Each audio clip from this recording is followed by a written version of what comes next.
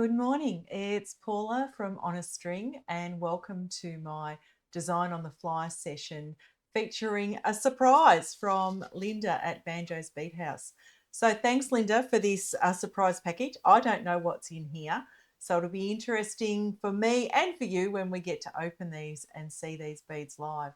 And I do know that some of you have actually purchased this alongside myself, and so who knows what you may have already made out of your surprise package, and you probably have already seen what's inside, but I haven't as yet. So that's going to be a surprise for all of us. So let's get cracking and have a look and see what's inside the Design on the Fly surprise package from Lynda at Banjo's Bead House. Okay, glasses on so I can see what I'm actually doing. All right, I've got a little list here, and there's the list of what's actually inside. So I will open that and have a look at that in a minute, but let's get cracking and see what's in here. So what we've got on the list, it says, looking forward to seeing what you create, Design on the Fly Surprise 25.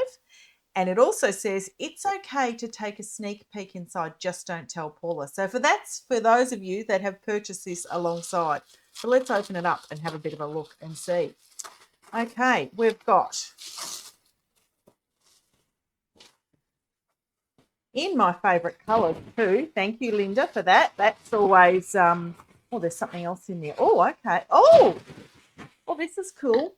Okay, so first up, there's some of this beautiful cork. So the cork that actually has a gold foiled print on it.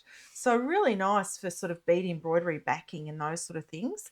And a little piece of stiff stuff as well. So those two pieces generally will go together. So there's some stiff stuff and some printed cork. Okay, what else have we got along here? And please pop on the comments, say hi, ask any questions as you're there. I'll do my best to answer them as we go along, but please make sure you pop on, say hi, and where you're from today as well. Okay, we've got here a pear drop cabochon with sort of a pinky kaleidoscope sort of look and feel to that. So let's have a look. Good morning. Andrea has logged on this morning to have a bit of a look. Welcome. Okay, so there's the pear-shaped cabochon there. So you can see there it's got some hot pink and a bit of gold glittery colours with that as well. We've got some round stone 8mm cognac pink, they're called. So I'll have a look at those too. So there, oh, look at the beautiful sparkle in those. Really pale pink sort of colour, but they've got that gorgeous sparkle on them. Okay, I'm just going to pop these on my little bead board here in the different sections so that I keep track of what's what. These ones are the same colour, but they're an oval. So they're an 8mm by 10mm. Oh, they're beautiful. Look at those little oval ones. I mean, these are the sorts of things that straight up, you know, they go together and create beautiful earrings. So I'm pretty happy with those two. Thank you, Lynda. Okay, so oval. Okay, get rid of some rubbish. Oh, some more teardrops. So these ones match in here. Aha. So there's either earrings or pendant, or the three things can go together. So let's pop those out as well. They're a 13 by 8 cabochon. Oh, there's lots of fun in here. And hopefully some of you that have already purchased it have had a bit of fun with these already. Pop those up there. Okay, what else? Aha, a pear fancy stone in bright pink. Look at that. Beautiful, beautiful colours in that. And it's got the matte pink on the back as well. So this one is, you know, I really like the idea that you can feature these both sides. So you can actually show the matte pink side if you wanted to on that. So that's a beautiful looking stone. Oh,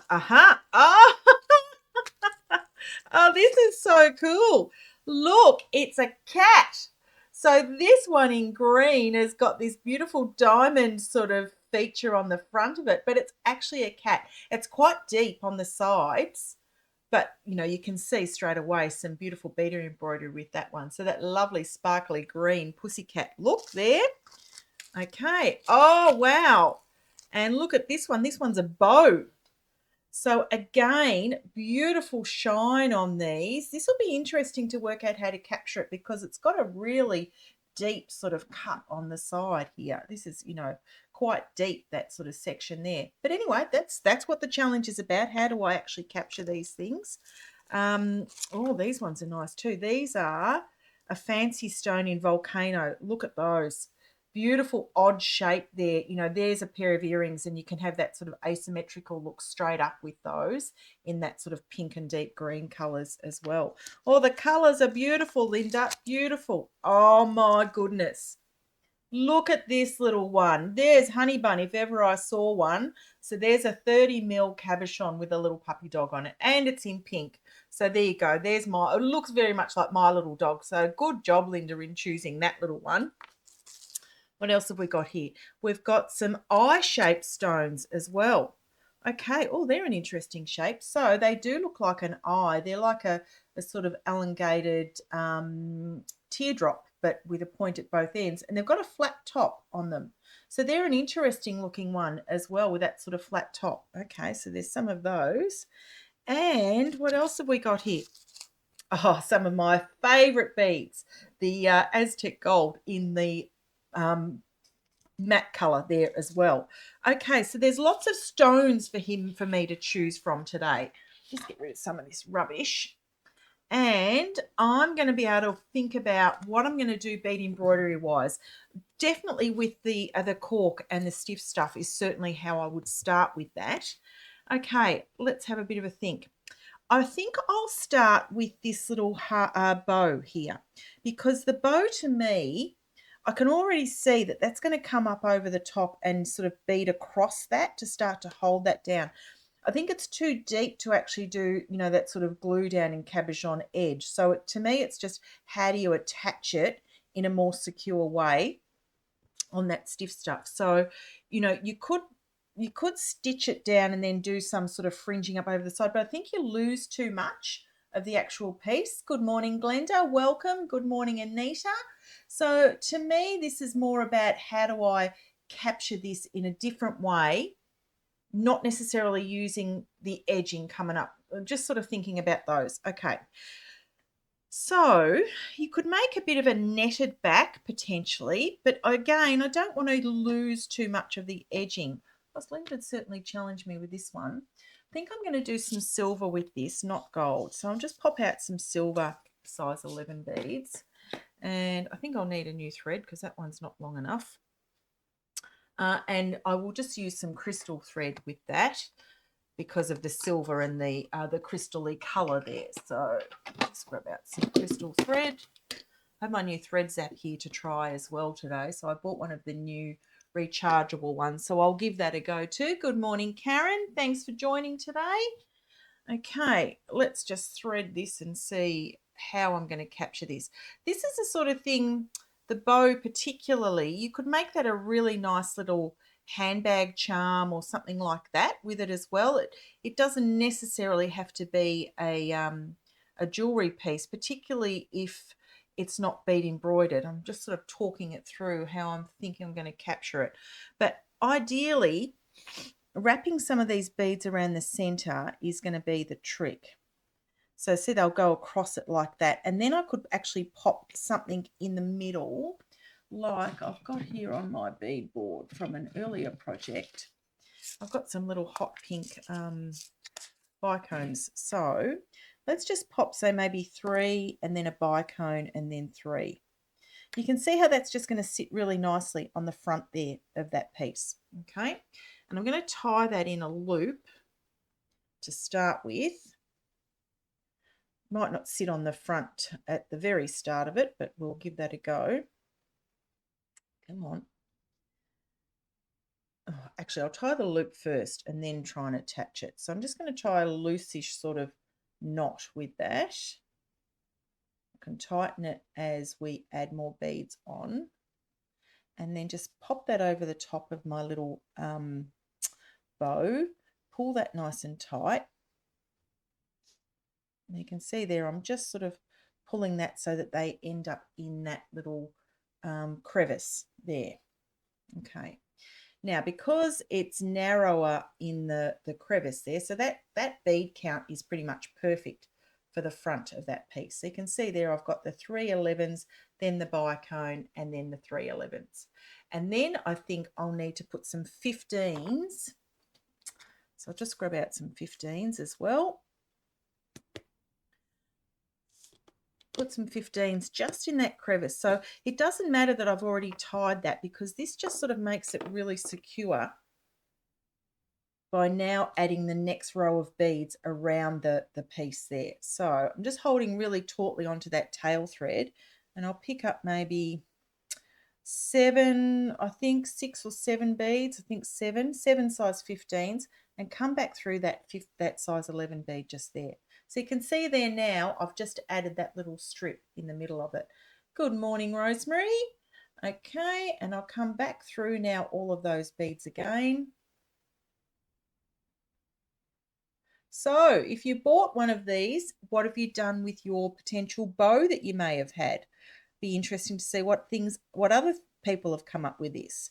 6, 7. So again, 7. Actually, I need more because I'm going to go right across the back of this now.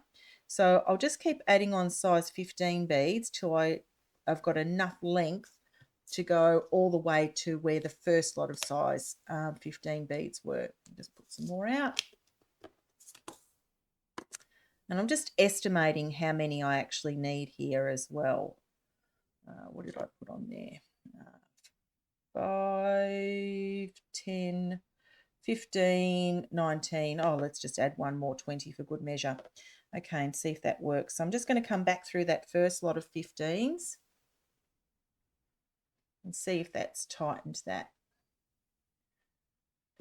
Probably need 2 less, I think. So that was a overestimation of how many 15. So let's just take a couple off that. And the little green cat is very cute. I'll have to think about what to do with the little green cat. The height of it is challenging for bead embroidery. Thanks, Lynda, for the challenge. But this type of capture certainly does work and creates a really nice charm. Actually, I could put the cat and the bow together and make a cute handbag charm with both pieces finished in a similar technique. Okay, that's better. So you can see now I've now got this really nice loop around the bow, and I'm just going to go through all of those beads again just to tighten that up. So then both of those pieces could hang from one of those sort of key fob chain things. I've got one down there, so I'll grab that out in a second and we'll see what that looks like with both pieces together. Now I've got to go through this a couple of times to sort of tighten that and take up any slack that's happened, because I've wrapped around the first row and then added the second row of 15. So you will see that initial row of thread. You can see that just there, which was from my first wrap. But the tighter and tighter I pull this, that will just start to disappear and sit behind this little row of beads. So I'll just keep tightening that by going through it and through it a couple more times. And eventually that just sort of sorts itself out and sits really nicely in place. The little pink crystal on the front gives me another anchor point as well to actually add in some other beads or something around the side. I'm just pulling that with the tail thread and the working thread. You can see how now that's really nice and taut wrapped around that little bow there with the pink crystal right in the front. So it's just a little bit, I'm still holding really tightly with the tail thread wrapped around my finger there, and just keep pulling that through so that it's nice and taut around that bow. And grab the crystal so that it's sitting, right in the center of the bow there. Then, of course, I can actually come across to the sides now as well, like that, and wrap it like that way. So let's just do, I think I'll do 1, 2, 3, because if I wrap the 15s around the bicone like that, 1, 2, 3, 4, 5, just like that. And if I go through the bicone, and I'm just creating that little picot over the edge of the bow there. And I'll do the same on the other side. So 1, 2, 3, 4, 5, and then through the bicone again. And you can see how that's just created a little tiny picot wrap either side of the bicone. So now that gives me another anchor point to pull some beads down to the side around the ribbon. So if I come back through to the center one of those 15s, and again I'll pick up 1, 2, 3, maybe 4 of the size 11s, and that'll go on that side there. And go right around to the other side and repeat that. So 4 size 11. So I'm pretty much doing the same thing that I did. Where'd my 15s go? Hang on 1 second. It's gone that side. And then I'll come back through the center 15 on the other side. Like that.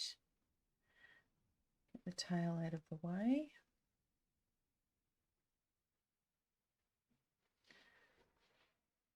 And I've just looped that around the back the same way that I did around the center of the bow.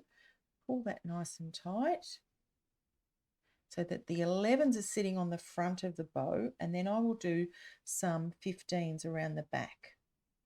So 1, 2, 3, 4, 3. So I've got 5 on that side and 4 on the other, 3 on the other. Let's just bring them around. So I now have my 4 size 11s on either side here. So you can see that. And let's just pull that nice and tight. It's a little bit loose at the moment, but it will tighten like it did on the vertical wrap around that. So I'll come through, which way? I go back in the opposite direction. So 1, 2, 3, 4 size 11 beads. Like that.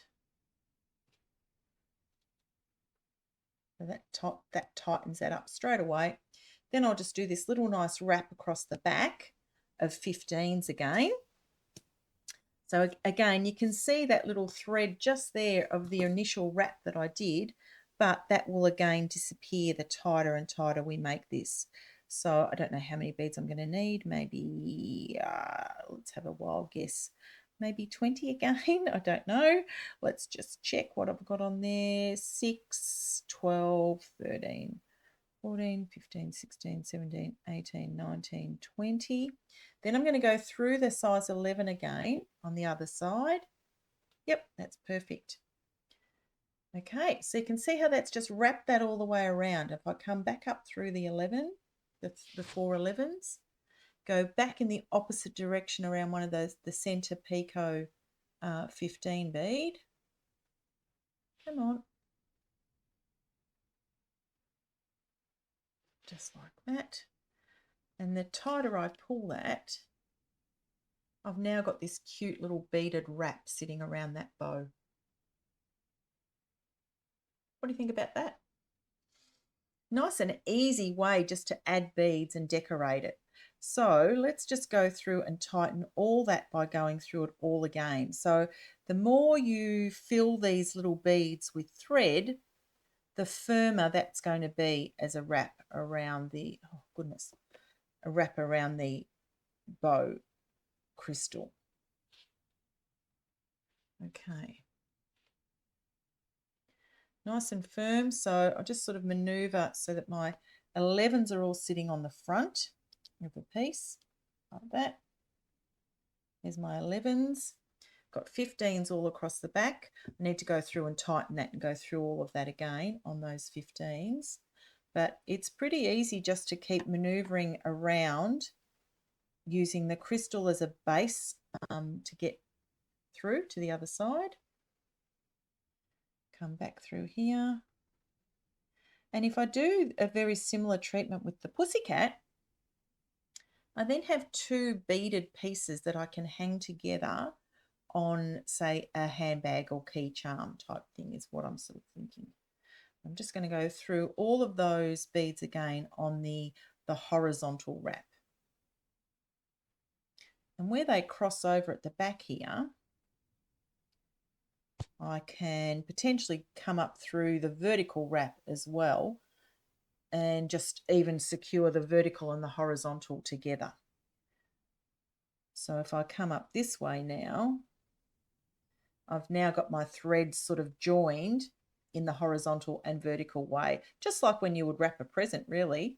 Come all the way back through. So really filling those beads with thread so that they're not moving. And very soon I'll be able to just remove that tail thread as well because I've gone through them so many times. Now, the other thing we could do here is do a little bit more decoration on the front. So I think it needs, if I'm going to attach it with the green cat, I need to pop a little bit of green on this and then a little bit of pink on the cat so that the two pieces are cohesive. So I've virtually gone all the way through from the top to the bottom now, vertically, and I'll finish going on the other side horizontally, and then that's really secure around that bow cabochon, bow crystal. Come all the way back to the center, so I can just add a little tiny bit of green now on this, on the outer side. And I think what I don't want anything too big, but I want something that just sort of sits either side of that little picot. I'm just going to remove the tail thread now. Get out my new rechargeable thread zap. And nice and quick and easy. So my tail thread is now gone. I've got this lovely little wrap that's all around my cabochon here. Nice and sparkly. Let's grab out a little bit of green. I've got some lime green here, but I think it's too bright. Yeah, I need a different green. Nice, sort of a turquoisey green, I think. That lime, yeah, that one there. So what I grabbed out is some opaque Duracoat in the turquoise, because that sort of matches the cat. And let's go and pop them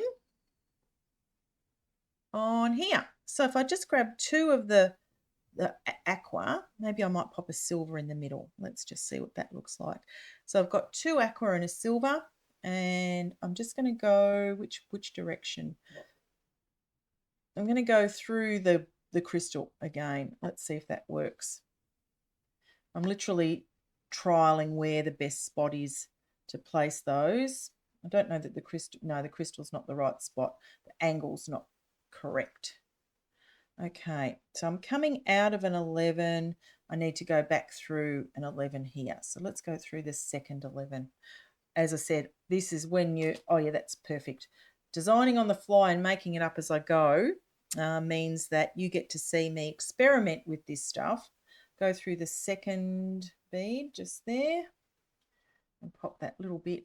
Oh, that looks really pretty actually. It looks a bit like Tiffany sort of colours, doesn't it, with that aqua. So again, I'll go through the second bead just there. Actually, I think I might come through downwards way.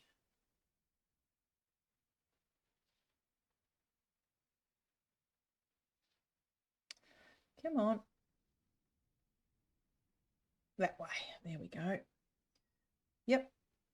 Now, what do you think about that? I'm pretty happy with that little decoration on there. Come on. So I've now just added the final one of those on.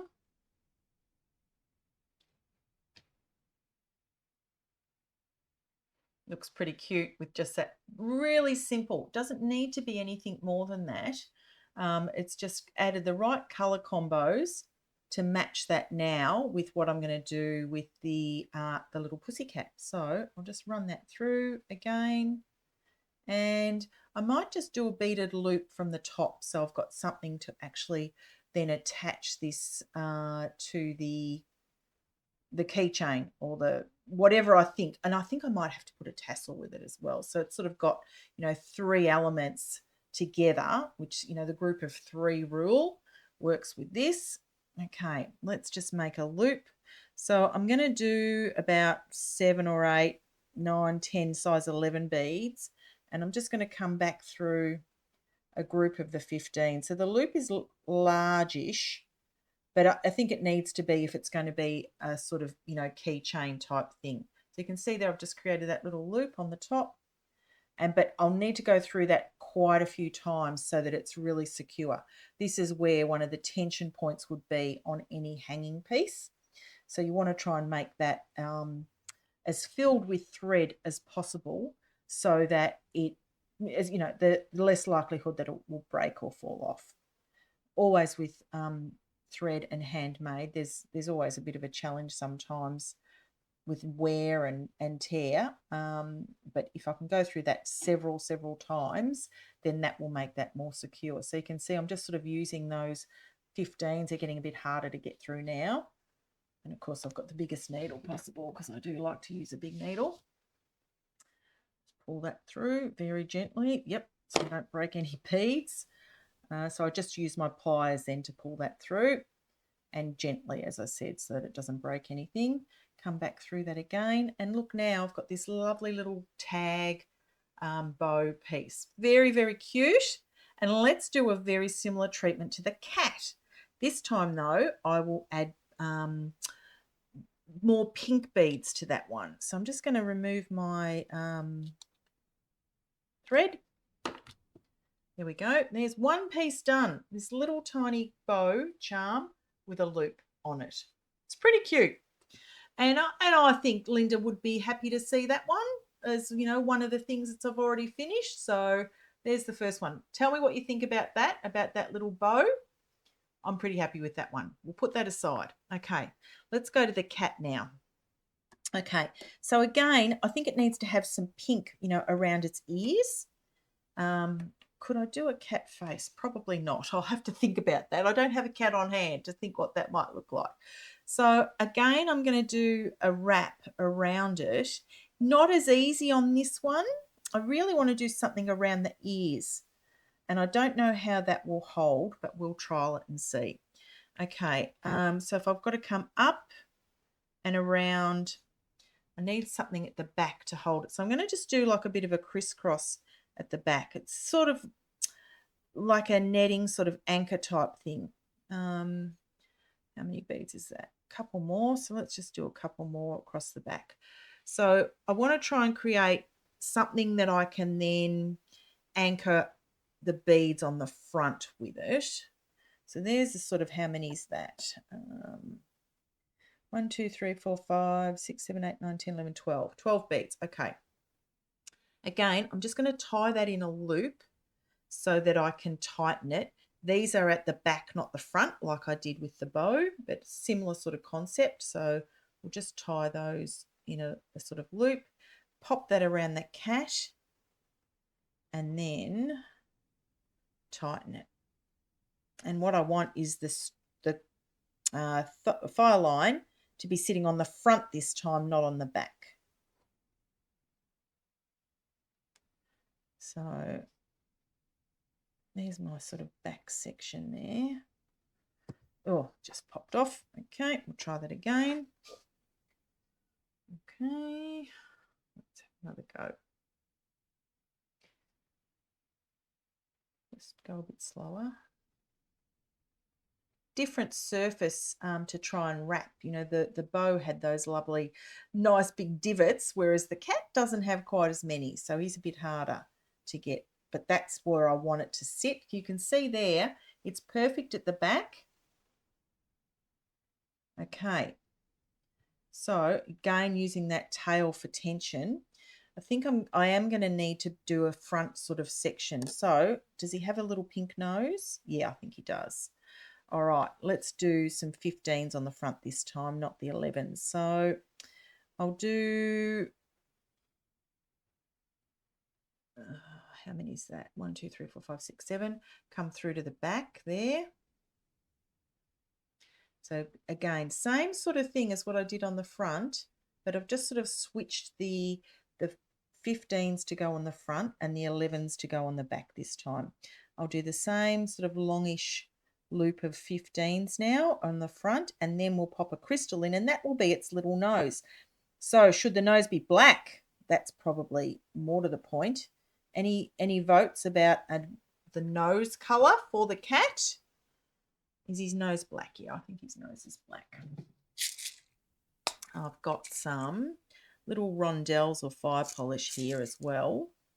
Let's try a rondelle and see what that looks like, because I do think his little nose is black. And we'll pop that on. So again, it's not secure just yet. It's still waiting for me to tighten that. And then I'm going to go through those 15s again. Again, I've just sort of estimated how many it actually needs. and run through a couple of 15s. Try and get it in the middle.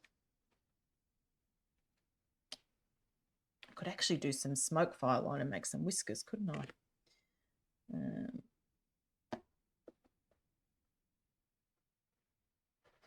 There we go. That's nice and taut now. So again, filling those little bead paths with thread will help to hold this in place. So I'll just go back through the 15s again.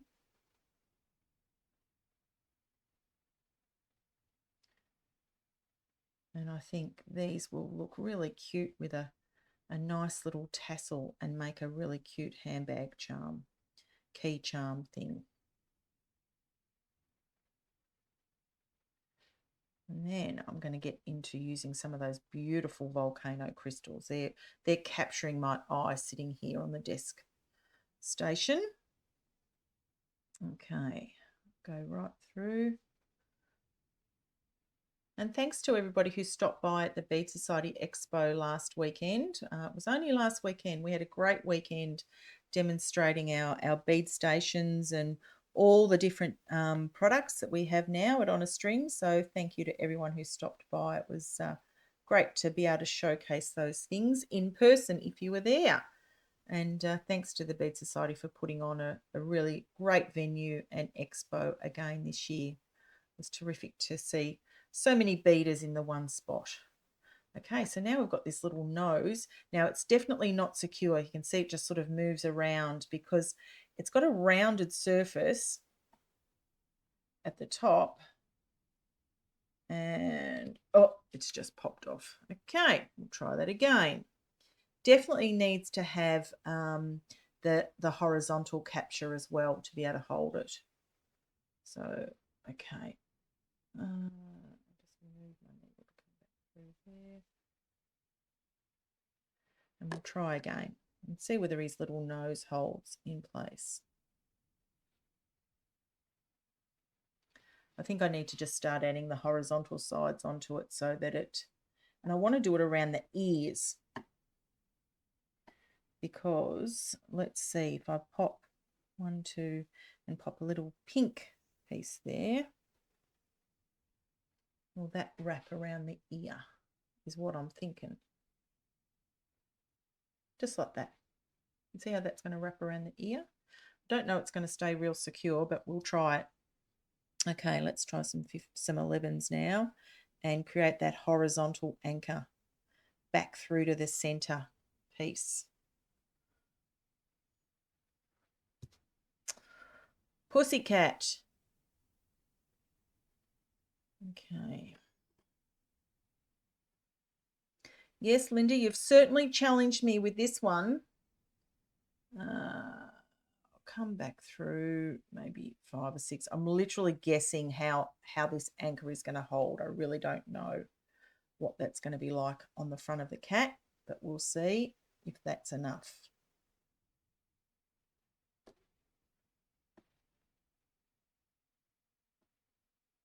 Not really. I'm not real happy with this. I'm going to start that again.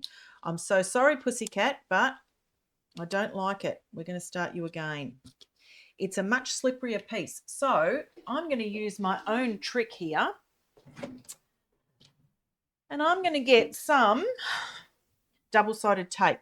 Sometimes with these sort of rounded pieces like this, the surface continues to move all the time. So it does make it a little bit harder. But if I hold it in place with some of this terrifically tacky tape, so this is the double-sided tape, it's virtually invisible when you pop it on. But what it'll do, it will give me a really good anchor point to hold down some of that, the beads on this. So I'm just going to wrap that around the center of that cat there, like that. Snip off the edge. And you can see the red tape double-sided, but as soon as I peel that off, very, very difficult to see where that tape actually is. But what that will do will give me a really good anchor point now to hold some of those beads in place. I think I'll go to a size 8 bead though, because The size 8 will be more covered, and I'm going to use a gold this time. So let's bring in a little bit of gold with this one. And I've got the size 8 Aztec gold there, and they match their size 11 gold that Lynda gave me too. So you can see as soon as I start to put those on, see how they just sort of hold in place? So that's going to make it much easier to get that little wrap of beads around that first pass through on the cat. Okay. Now, again, I'm going to put the beads at the back first because I do want to try and make that little nose at the front. So I'm going to tie that in a loop like I did before. So that's not changed, but the tape will help hold it because he did keep slipping his little beaded mask off. I keep saying he. I don't know if he's a boy or a girl, but we'll see when he's finished. Okay, the terrifically tacky tape is doing its job. You can see there, if I just pop those beads on top, see they're not moving now. Really good tip to use tape if you want to hold something on a rounded surface. So I'm just going to pop those where I want them to be, just here, and just gently, you know, using my awl to hold them. There's my tail. Just pull that nice and taut. Okay, see how easily now those beads are just sticking exactly where I want them to be. But that tape is very, very difficult to see and will be covered by the beads. But the awl helps me just get them straight in line. Bring them over the back, that one. There's a couple that have popped on the front. Let's bring those over the back as well. So again, I'm just using the awl to pick up those beads and get them in the right spots. And now I can, it's much, much firmer holding it in place with that tape. You see they haven't moved now. Still got my knot in the front here.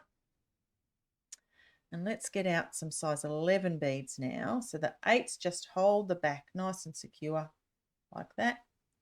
Let's pop out some size 11s.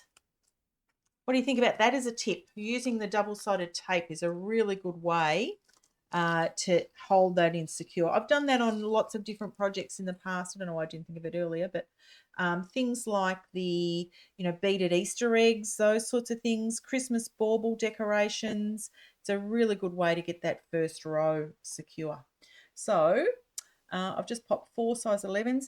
Glenda, you can buy that tape. Spotlight will have it. I think you can probably get it at Bunnings as well. It's also at sort of scrapbooking, you know, paper craft stores as well. So terrifically tacky tape or double-sided tape is what I've used. You can see now that's much more secure holding that in place. And let's just do the front of that as well.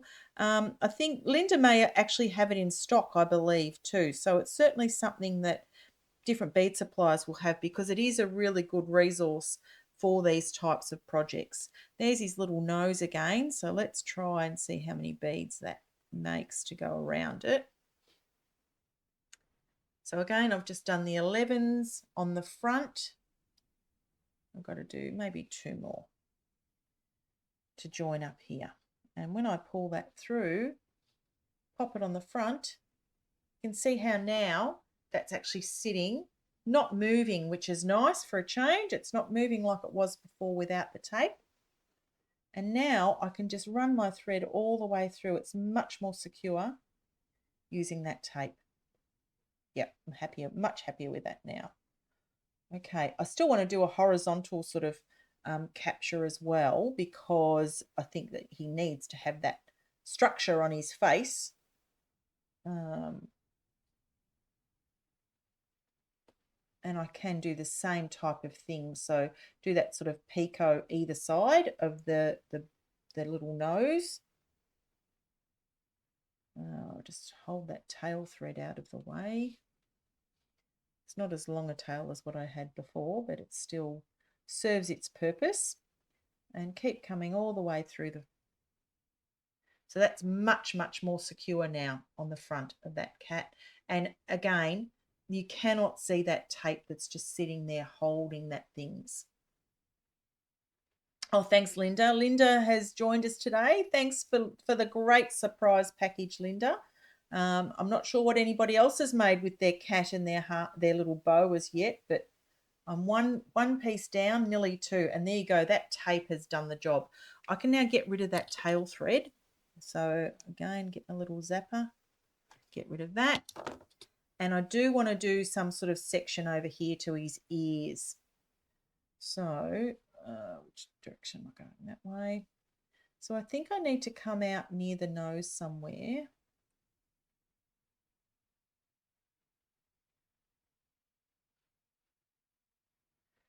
And pop some beads around him. So let's just do 1, 2, 3, 4, maybe size 11s.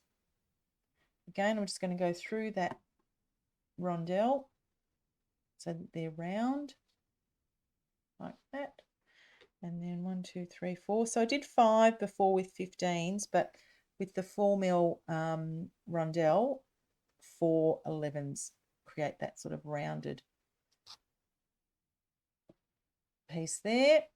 Okay, there's his little nose capture. I'm just going to pop a 15 either side there. 15 actually, and then a 15 in the point.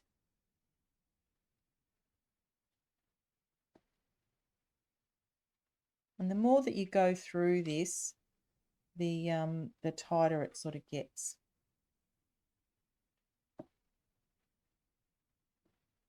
No, I don't like the 15 on either side. Sorry, they're coming out.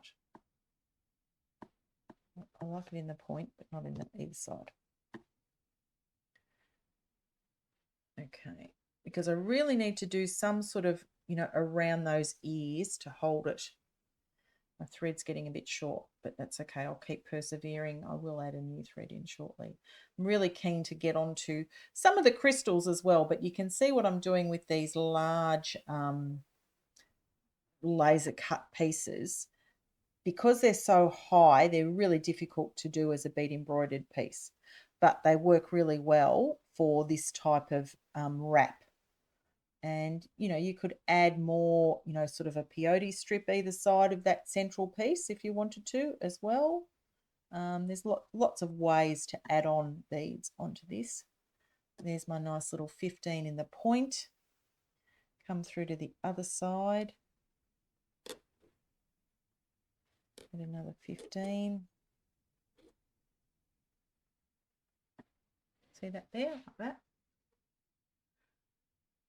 The puppy dog cab is beautiful, Lynda. You've picked a gorgeous little honey bun dog for me. So definitely we'll be doing some bead embroidery with that one very, very soon. Yeah. Looks just like my little dog, and it's in the right colours for me too. Okay, so there I've now got a nice little black nose on the front of my cat, but I want to come up to the ears and do that horizontal wrap. And I'm going to get some more thread though before I do anything else. And because I'm using Fireline, I can do a really nice join here too, and use my lighter technique to actually do that. So the way I do that, I just tie a nice loop in my new thread like that, pop that over my working thread, grab the two ends and pull the two ends together so I've got that little knot there. I do like to give these a really nice clean haircut now. So snip those pieces off and then get a little lighter and just light those and melt the ends. Then I grab the two threads and pull them nice and taut, and you can see there, got that little knot, and I just run my thumb and forefinger over it and round that out. And there, I've now got a really nice secure knot. So great way. I love joining Fireline like that. It's one of the easiest ways to join it, and it also means I can get the knot as close to the beadwork as I need it to be, because I use the loop method over the working thread, so I can actually make that working thread really short if I need to. Okay, let's just pop another little silver 15 right in that section just there. there goes my through the 15. Okay, and I'm just going to grab another 15 and pop one right in there. So I've now got 2 15s top and bottom and the little point 15 as well. And let's come back up through here, and I'm going to use that point 15 now to go over towards the ears. So very similar to what I did with the bow. Got the tape holding it down though this time because I didn't have that right sort of amount of purchase or grab with the cat as with the bow. Grab out a few more golds. And let's come over and do over to the ears section. So just put 5 size 11s on there. Yep, that's going to be enough to go over the front. And let's do 5 on this side and go through that 15 there. So I can see I've got my finger on the edge there of the first lot of 5. That's just helping to hold that in place while I pull that second loop around.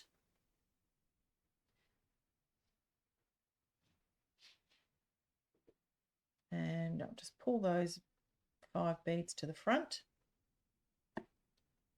Okay, so now I've got 1 2 3, how many did I get on that side? 1 2 3 4 and 5 on that side. Okay, I need 1 extra on one side. Just take that out. Okay, 1 2 3 4 5. Yep, there.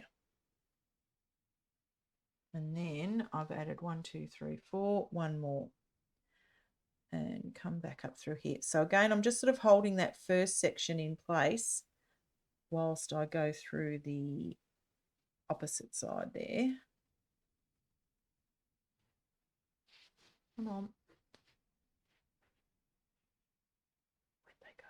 There they are. The cat is absolutely more of a challenge than the bow, let me tell you. He is not as cooperative as what the bow was. That's what the challenge is. So Lynda certainly has done that this time. And as I said, I'm really curious to see what anybody else may have done with their surprise package beads as well. Over to the side. There we go. So you can see now I've got the front and back. Sorry, the front has done. I'm going to go back through those 5 beads again. So go back through the opposite direction.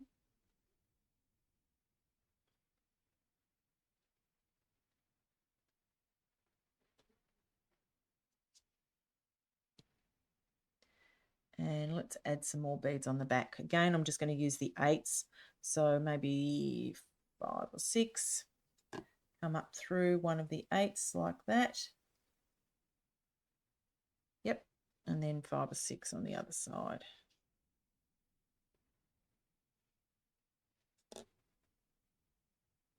And then go up through the 5 11s that I had there before. And then through the opposite side of that size 15. But yeah, this one was definitely trickier than the bow, but you can see there we've now got the sort of wrap on the cat as well. And I don't know if I like it as much as the bow, but it certainly was a bit harder to use. I'm not as happy with it, to be honest. I'm not as happy because look how beautiful the bow looks. The cat doesn't look any good. Come on, give me some votes. What do you think about the cat? I don't love it. I love the bow though. So I think I'm going to put the cat aside for the minute because I'm not real happy with it. And you know, if I'm not real happy with it, I'm going to be a bit challenged with it. So I want to see what you think about the cat and the bow and let me know your thoughts. What have I done wrong with the cat? Not real happy with him. Okay, I'm going to put him aside. Let's go on to something else. Lynda, you've really challenged me this time. I'm going to take off my thread here so I can reuse it because the cat I'm not happy with. I don't know whether it's the gold maybe is wrong. Are they too big, the 8s potentially? That could be what it is. It doesn't blend as seamlessly as what the silver does. You're surprised I did not leave the cat. Well, he's being left at the moment because I'm not happy with the cat. All right, let's go on to something else. Look at this beautiful pink teardrop here. Straight away, this is something that can be mounted on a piece of stiff stuff. He could go potentially with the puppy dog, but I think the puppy dog's a standalone. I think he's too cute. But these little eye drops, look at what they would look like at the top like that. And because they've got this sort of pointed dome, I'm going to show you how you can actually mount a crystal into a piece of stiff stuff. Yeah, his nose is too high. I agree, Malia. I'm not happy with him at all. He's going to sit in the naughty corner for the minute. Okay, let's get a piece of stiff stuff. So for something like this crystal, as I said, you could mount this so that the hot pink side, so let's have a bit of a vote. We could have hot pink this way, or we could have the crystal facing this way. So come back and tell me. Have a look and what do we think? Crystal or matte? Whilst I start to mount one of these little eye pieces. So I'm just going to cut the stiff stuff. And I'm going to show you how I mount something that's got a little domed back like that. So these are tiny little pieces, so we don't need very much stiff stuff to do that. And I'm just going to get two little pieces, and then, so they're, a little bit bigger than what my little crystal is. And then I'm just going to cut a little tiny hole in that piece. So cut that. So what I'm doing is building a little layer of stiff stuff for that crystal to be mounted in. Just like that. So you can see there, it just gives you that little bit of depth on the sides that you can then glue that down. So let's grab out some glue. My drawer's not cooperating. No. So I've just got some E6000. There's any, yep, in there. Just going to pop a little bit around that hole. Like that. Grab my little crystal and pop him on top. Now, it's very ugly at the moment, and I'm going to, because it's a little piece that I'm working with, I'm just going to take some of that excess glue. Okay, it's a resounding crystal side up. Okay, all right. I probably would have done the matte side up, but I'll go with the public opinion. Crystal side up. Everybody has said that. So I've now just stuck that down. So you can see the back of the crystal has come through that little hole. And then I can actually mount that on a second piece of stiff stuff. So my second piece now, so I'll actually stitch through two layers. But what I've done is I've taken away that domed section that makes it really hard to bead embroider around. Just remove any excess glue. Again, that all is the best tool to do this sort of stuff with. And let's do some bead embroidery around the edge. So I think I will use that aqua colour. The aqua and hot pink and silver look really good together. You can see I've already got that sort of mix out on my board. So let's do some aqua around this little patch that I've got here. So again, I'll just come up through the two pieces of stiff stuff, and I'm just going to use the aqua to start with. So let's start with 4 size 11 beads. Go just through the measure by eye. Oh, they've just stuck on there and my knots come all the way through. Let's start that again.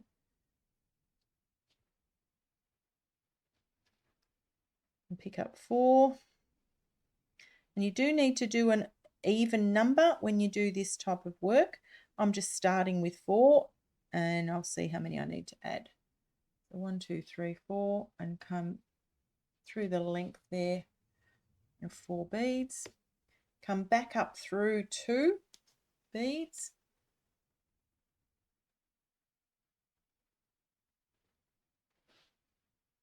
Now, depending upon, I don't know what the final design of this is going to look like. I have no idea yet, but you would use a bigger piece of stiff stuff if you were going to be doing more bead embroidery edging around it. And I might do that. I might layer this yet, which means I would add another piece afterwards. But I'm just going to trial one first and see how we go with that. So keep adding the size 11s.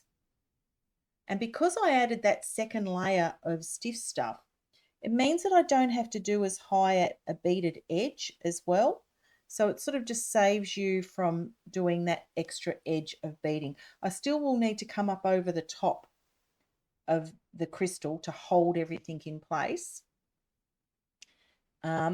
Because I've got that extra layer of stiff stuff there, I may only need to do sort of one extra layer of peyote here. It's not a huge piece, so I don't need to do a huge amount of peyote over the edge, but I'm just doing my base layer here of an even number of size 11 beads. So you can see what that looks like. An aqua and hot pink, it's just bouncing off the board at me. I really like the look of these colours together. They're really summery. Let's keep going all the way through. The tail thread's just in the way. You can see there by looking at that by eye, another 4 beads is going to be just right, which means I've done an even number of beads all the way around this little eye piece. I think it was called an eye from memory. Little eye crystals. So Lynda's given me 4 of those to work with, and I think 3 will work really well on the top of this crystal. So there we go. So there's my little first row. And then I'm going to do some peyote stitch up over the top of that. So I'm just going to go and do some peyote stitch over the top.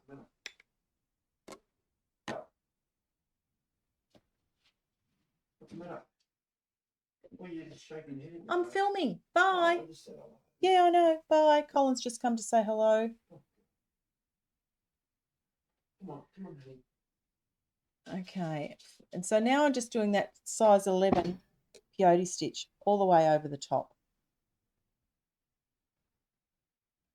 My apologies for the interruption just there.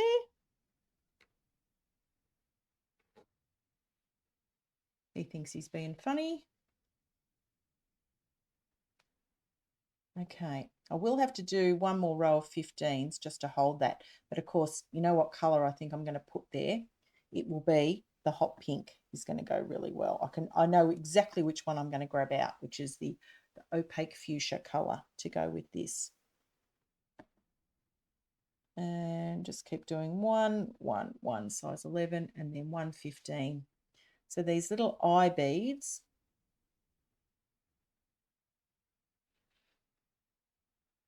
yep, it's holding nicely. The nice glob of glue that I put on there, along with the divot in the stiff stuff, is helping to hold that in place.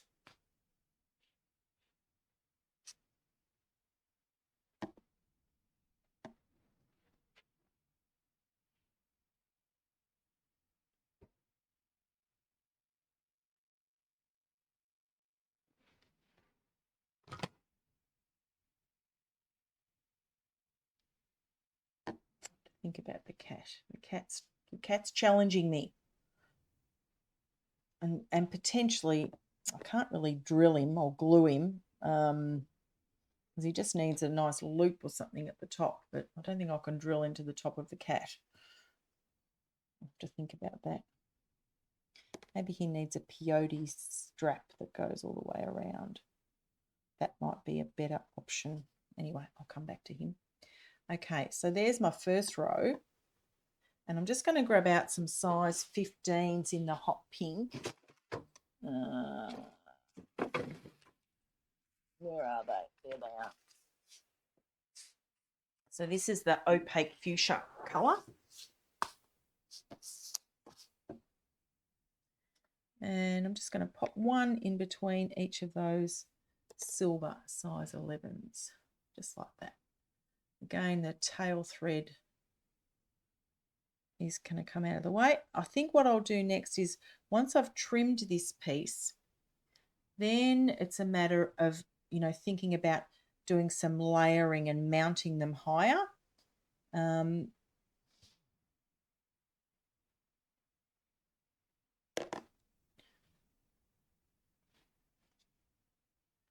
can see the little hot pink there over the top of that. Looks really good.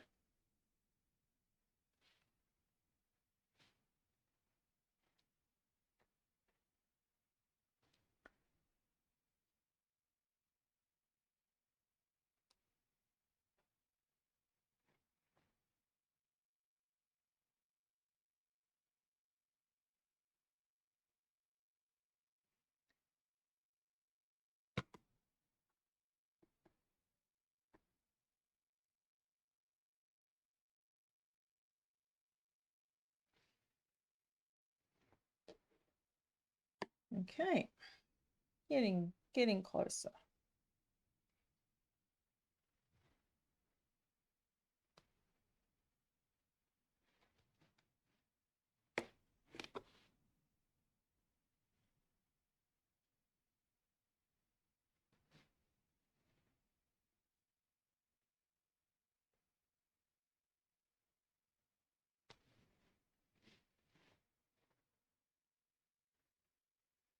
What do you think about that? Looks nice, these colours together. Now I'm just going to trim off those sort of corners that I've got there on my stiff stuff. Which scissors do I need? These ones. So just trim that excess away. And when you're trimming this sort of stiff stuff and getting close to the beadwork, if you just hold your scissors straight up and down, you won't cut through your threads that are holding the beads in place. A bit hard to see there because I'm using crystal and white, but those threads have not cut through. My beadwork is still holding in place. I do have a really thick edge here now, but I'm going to capture that. Now, because it's white, you could colour that with a texture or something if you wanted to avoid seeing some of that white. But you can also put some nice big beads around the edge as well. And let's just come and do something with those gaps there. So I've got these nice little gaps here. I'm going to grab out some silver drops. These little 2.8mm drops will fit nicely in that little gap there. So they're like a little tiny Mayuki drop, and they will just go really nicely in that gap. Just like that.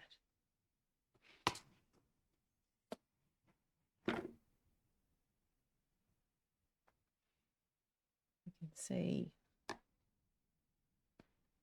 how they just fit around the edge there. They help to sort of cover up that large stiff stuff edge too. As I said, I don't know how this is going to look together yet, but there will be some sort of, I think there's a group of 3 of these. You won't get to see me finish all of that today, but I can picture what the rest of this is going to look like. So a group of 3 of these that are going to go with the large teardrop is how I think it's going to come together. And then I want to get onto some of those volcano crystals that are glistening there and grabbing my eye.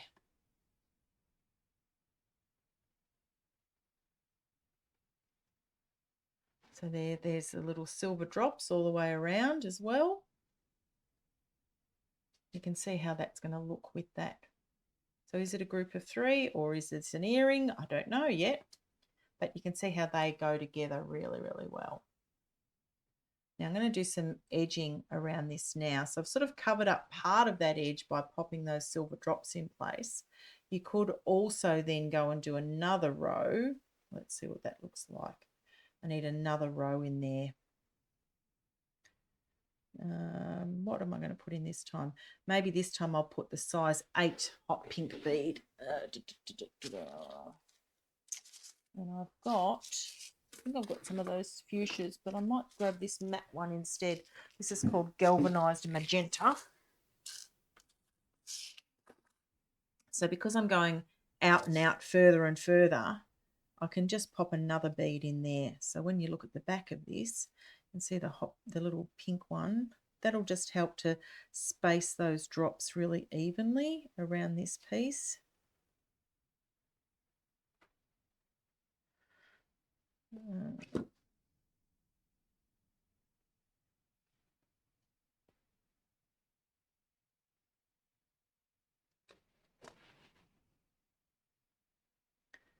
Just like that.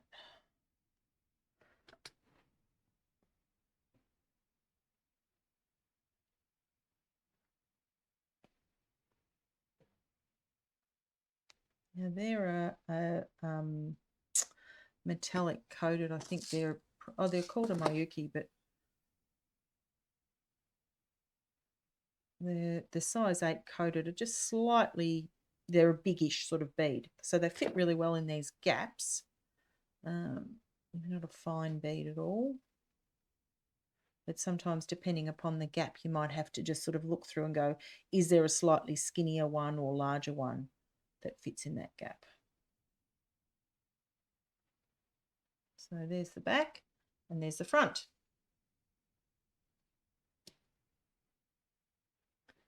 What do you think about that? Nice sort of bubbly piece. Again, the bigger I build this, the less likely I am to think about 3. But yeah, I don't know yet. Now, Lynda's also given me some of this lovely cork. So this is a fabric cork, and it's got this foil overprint on it of this sort of gold pattern here. But you can stitch through it really, really easily. So we want to sort of mount that and cover the back of the stiff stuff. So let's just cut a little piece of that. And again, I'm going to glue that down so that it stays in place. And you could use a double-sided tape if you wanted to too. Actually, I might do that because the glue gets a bit sticky, messy. We'll just pop a little piece of tape just to hold that tab in place. So again, just use the tape, pull off the red double-sided coating stuff. You can see there's the tape just sitting there on the piece. Pop that on the center there. Hold that down. And again, just sort of trim away the excess of that fabric. So I'm just going to hold my scissors straight up and down, just cut all the way through the fabric and you can see there's the back. So when I stitch all of this down with a nice little edge stitch, it will hide a multitude of sins. So I'm just picking up 2 size 11 beads and going from the back through to the front, come back through the the second bead added. So again, pick up 1, come from the back through to the front, and come back through the bead just added. And I'm actually going through that sort of thread bridge in between the size 8 beads and the drop beads that I put on, so that I'm holding both the piece and the fabric backing together. So back all the way through. Sometimes you'll go through, stiff stuff as well, but because I trimmed that away before I did the edge, I'm actually just going through the thread bridge here as well. No rules with this sort of stuff. It's just so that you are securing your backing fabric and your bead work together. So that's a piece of tape, I think, right there. It's just not cooperating. Again, I'll go through that sort of thread bridge that's just there and then come back through the bead just added. So you can see how now I'm getting that nice little beaded edge there, capturing the whole piece together. It's covering up the back of the stiff stuff. And this all started with a domed crystal. So because I've done the 2 layers of the stiff stuff, you don't see the dome, it flattens things out and builds some layering on this beaded piece. But I'm just pulling my needle through that thread bridge every time, going back through the last bead added. And because my holes are all facing outwards, that then gives me another option to do some sort of edging piece off something like this. So little tiny crystals, you know, the bigger cabochons are much easier to do bead embroidery with, to be honest. The little ones, you've really got it. You can do the same techniques, but you've got to build a bit of structure and width to it to be able to then add other beads on the outside of it, because it is a smallish surface. So these were, you know, an 8x10 size, which is not huge for bead embroidery, but they do work if you layer them a bit like this and give yourself plenty of options as to where you can attach beads by doing that layering and edging. Nearly at the end there.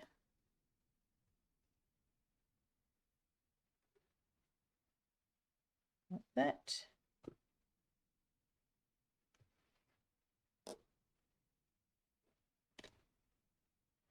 There's a cat still looking at me. Oh, look at that. I just broke a needle. Look how tough I am. Snapped a needle right in front of me. Okay, chuck that away and grab another one. And that was a size 10 needle too, so I am very tough on needles. Very tough. I'll just grab another one.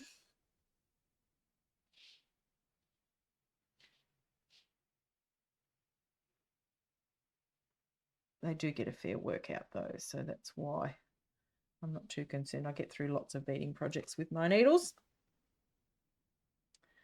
Okay, continue on. And that's possibly going through the tape, I think was part of that then. Come up through that thread bridge again, just so that I'm capturing those edges neatly.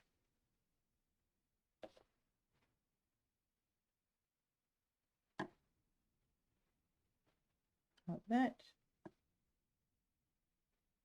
There we go.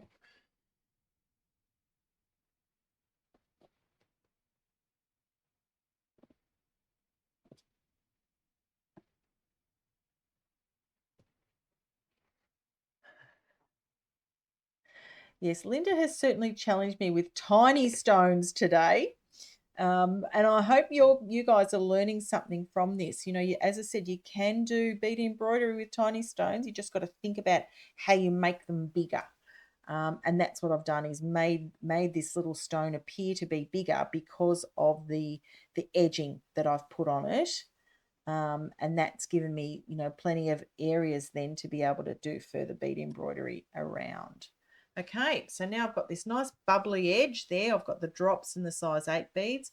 I've got my bead embroidered edge all the way around, and I'll just come back through the first bead added like that. And I've got the nice little piece of cork fabric on the back of it as well. When I pull that nice and taut, there you go. It's sort of captured it. So it's done, and it does then lend itself to be a top piece to go with that sort of crystal as well.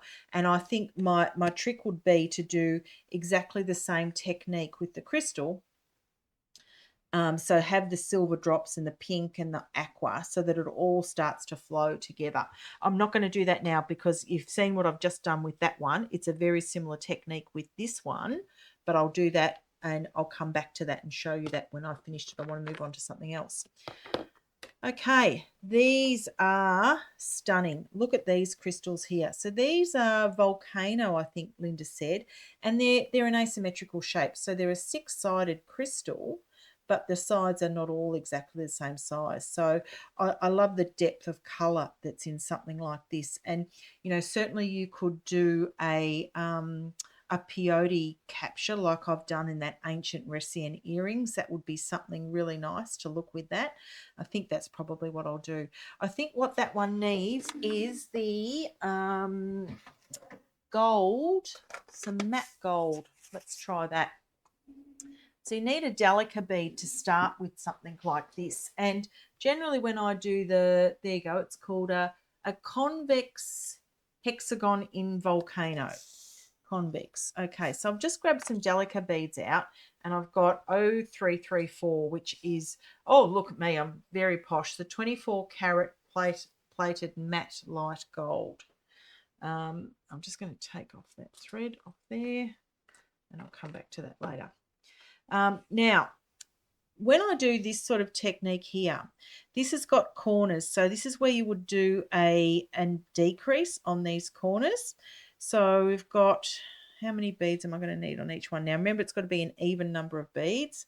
So I probably need to write this down, actually, how many I'm going to need, because let me just think about this. Let's just try a beaded loop to start with and see how many I need. I know I need an even number, and I'm only going to get to do one of these today, but we'll play around and see how many we actually need. And I think with this, a really dark green is going to look really nice with this colour as well, this volcano. So there are probably going to need about 48 maybe beads, I think, something like this. Now, because the sides are not even, it's going to be a different count on each one. Talk about tricky. 10, 15, 20, 25, 30, 33, 34, 35, 36. We'll see if that's enough. I don't think it will be. Nope. I reckon about 48. 40, and let's try 1, 2, 3, 4, 5, 6, 7, 8.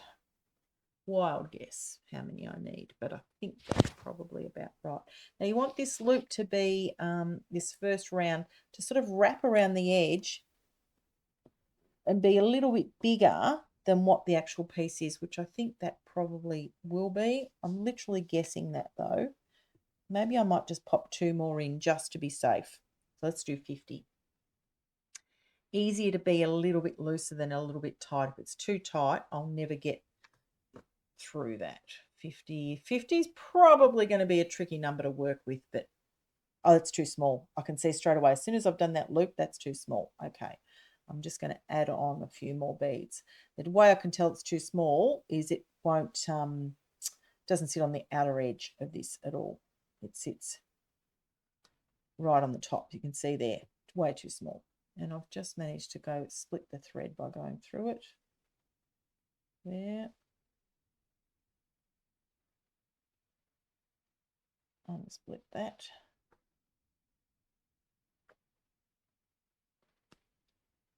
Oh gosh, and all sorts of tangle there. Okay, so that was 50. I'm going to add, I think 6 more beads onto that. So let's make that 56. And I've got to look at the side, each of those sides.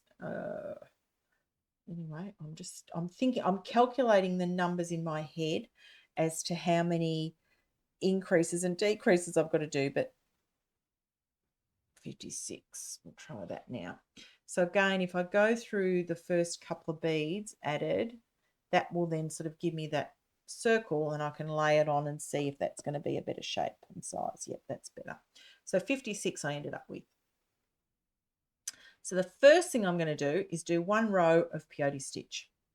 And because I've got an even number, I will end up with 3 rows. So the first row of beads that you put on is called rows 1 and 2. And then when you add the 3rd row on, that's your 3 rows of peyote. And the way you count that is diagonally. So 1, 2, 3 makes that 3 rows there.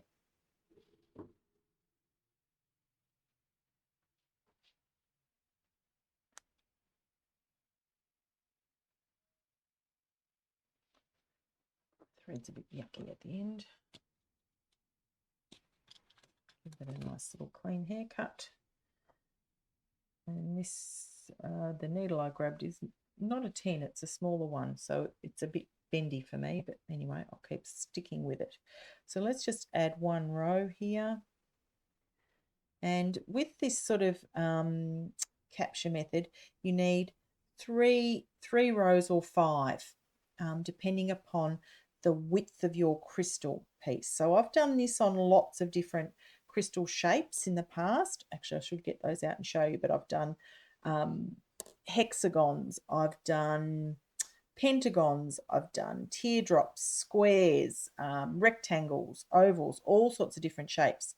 And there is definitely a method and number that you need to go around each one of those.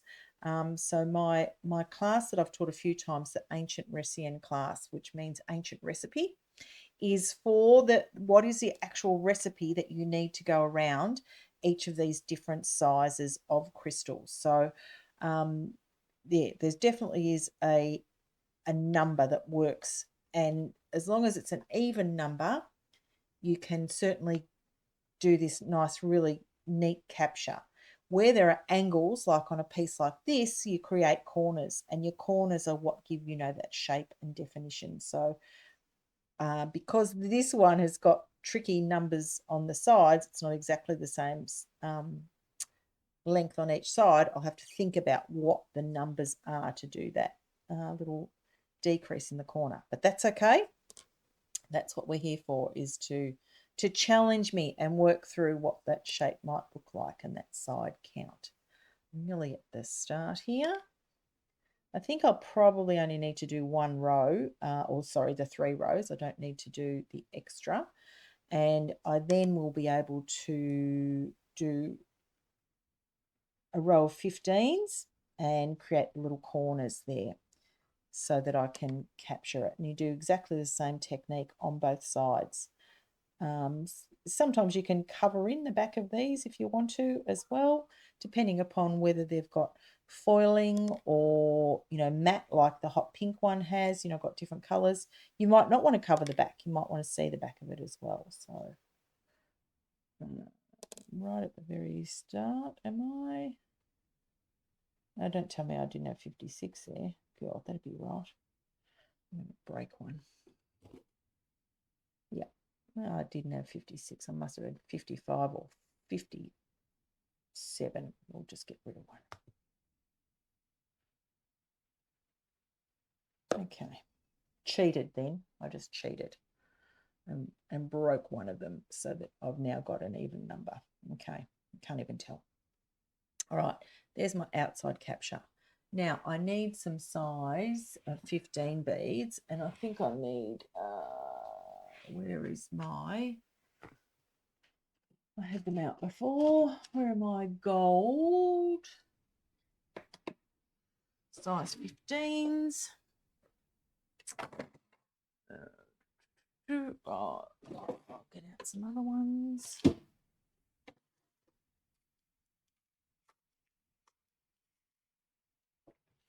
Yeah, there's some. So I want the Duracoat champagne gold ones. And they're going to go right around and make these little corners. So let's just start. If that's my shape here, we'll start with one corner and see how we go. So the way to make corners on this, if I wrap that around my finger and then I just go through 2 beads at once, that creates that little corner just there. And then I'm going to pop a 15 in and then another 15. And we'll see where that corner actually lives. So let's start with this sort of, if I go that way, there's one corner. So one more bead and then I'll make another corner. One more and then I'm going to go through 2 beads. So you can see now I've now got 2 corners on this piece that just sort of fits on that straight edge just there. And then it's probably, if I could measure it, that's probably the same length as that one. So let's just do another 3 size 15s and then make another corner. Literally guessing what the count is going to be here. in this convex volcano.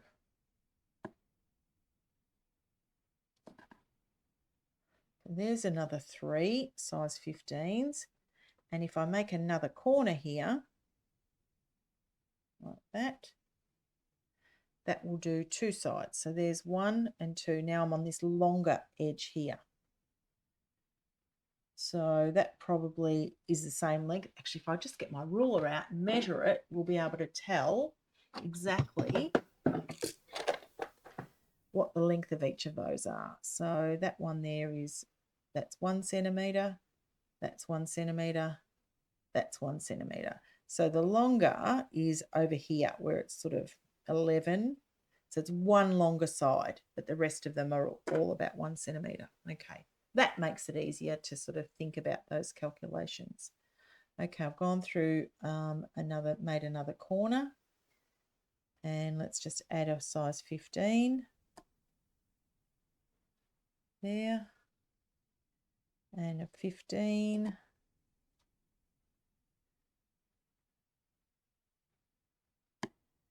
And a 15, and then let's make another corner.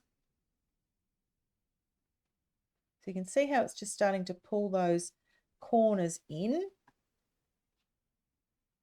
and they're going to fit around my piece just like that. And this is the longer side here, so I might do 4 size 15s on this one.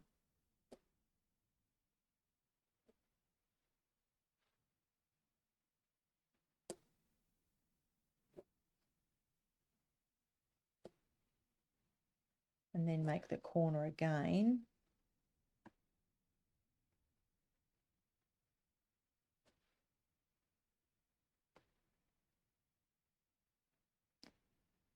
Like that.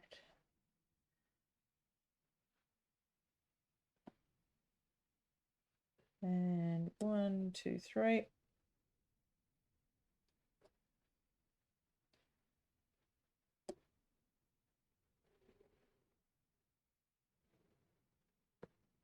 Is that going to work? 1, 2, 3 longer. One more corner here. It's only 2 on that side. Well, I don't know if it's going to work or not. We'll try it and see. And then 1, 2. Okay. So you can see there I've got that really sort of awkward shape there with lots of different corners and things. Now it's a matter of just sort of placing them, and are they going to lay nicely on the front of this piece? I don't know. I feel like my ring is too small at this stage. But you can see how that would create, oh, sorry, I haven't got that on camera.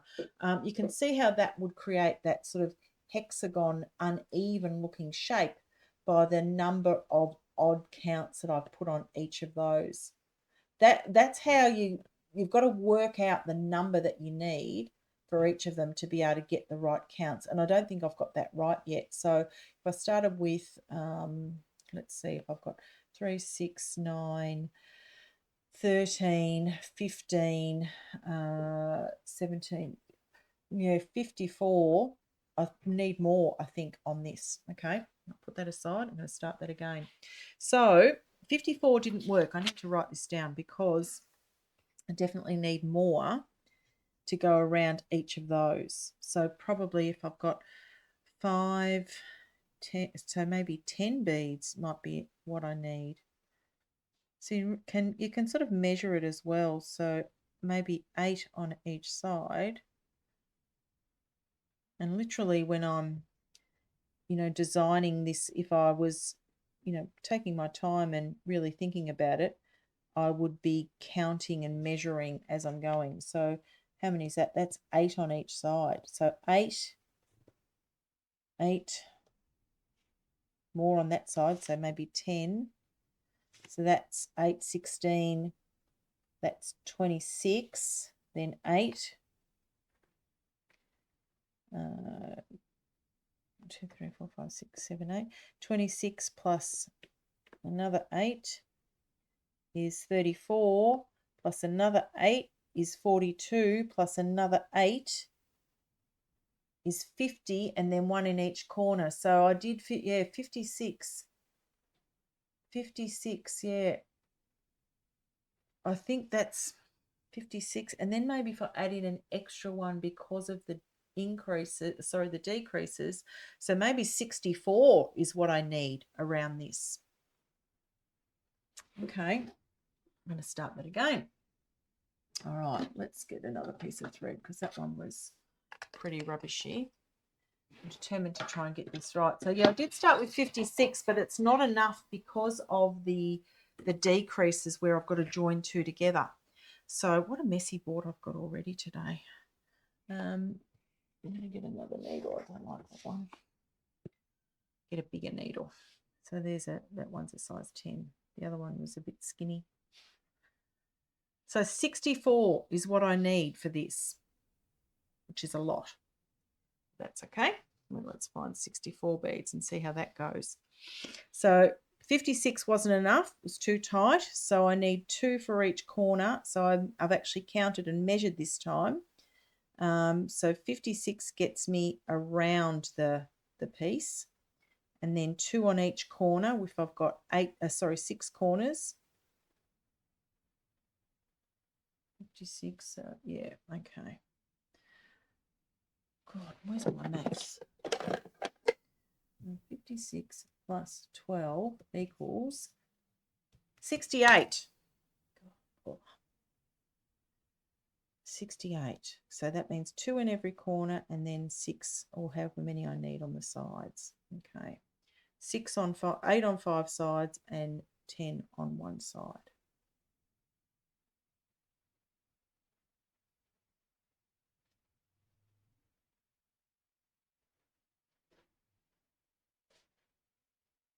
And when I need a maths teacher to come here and help me.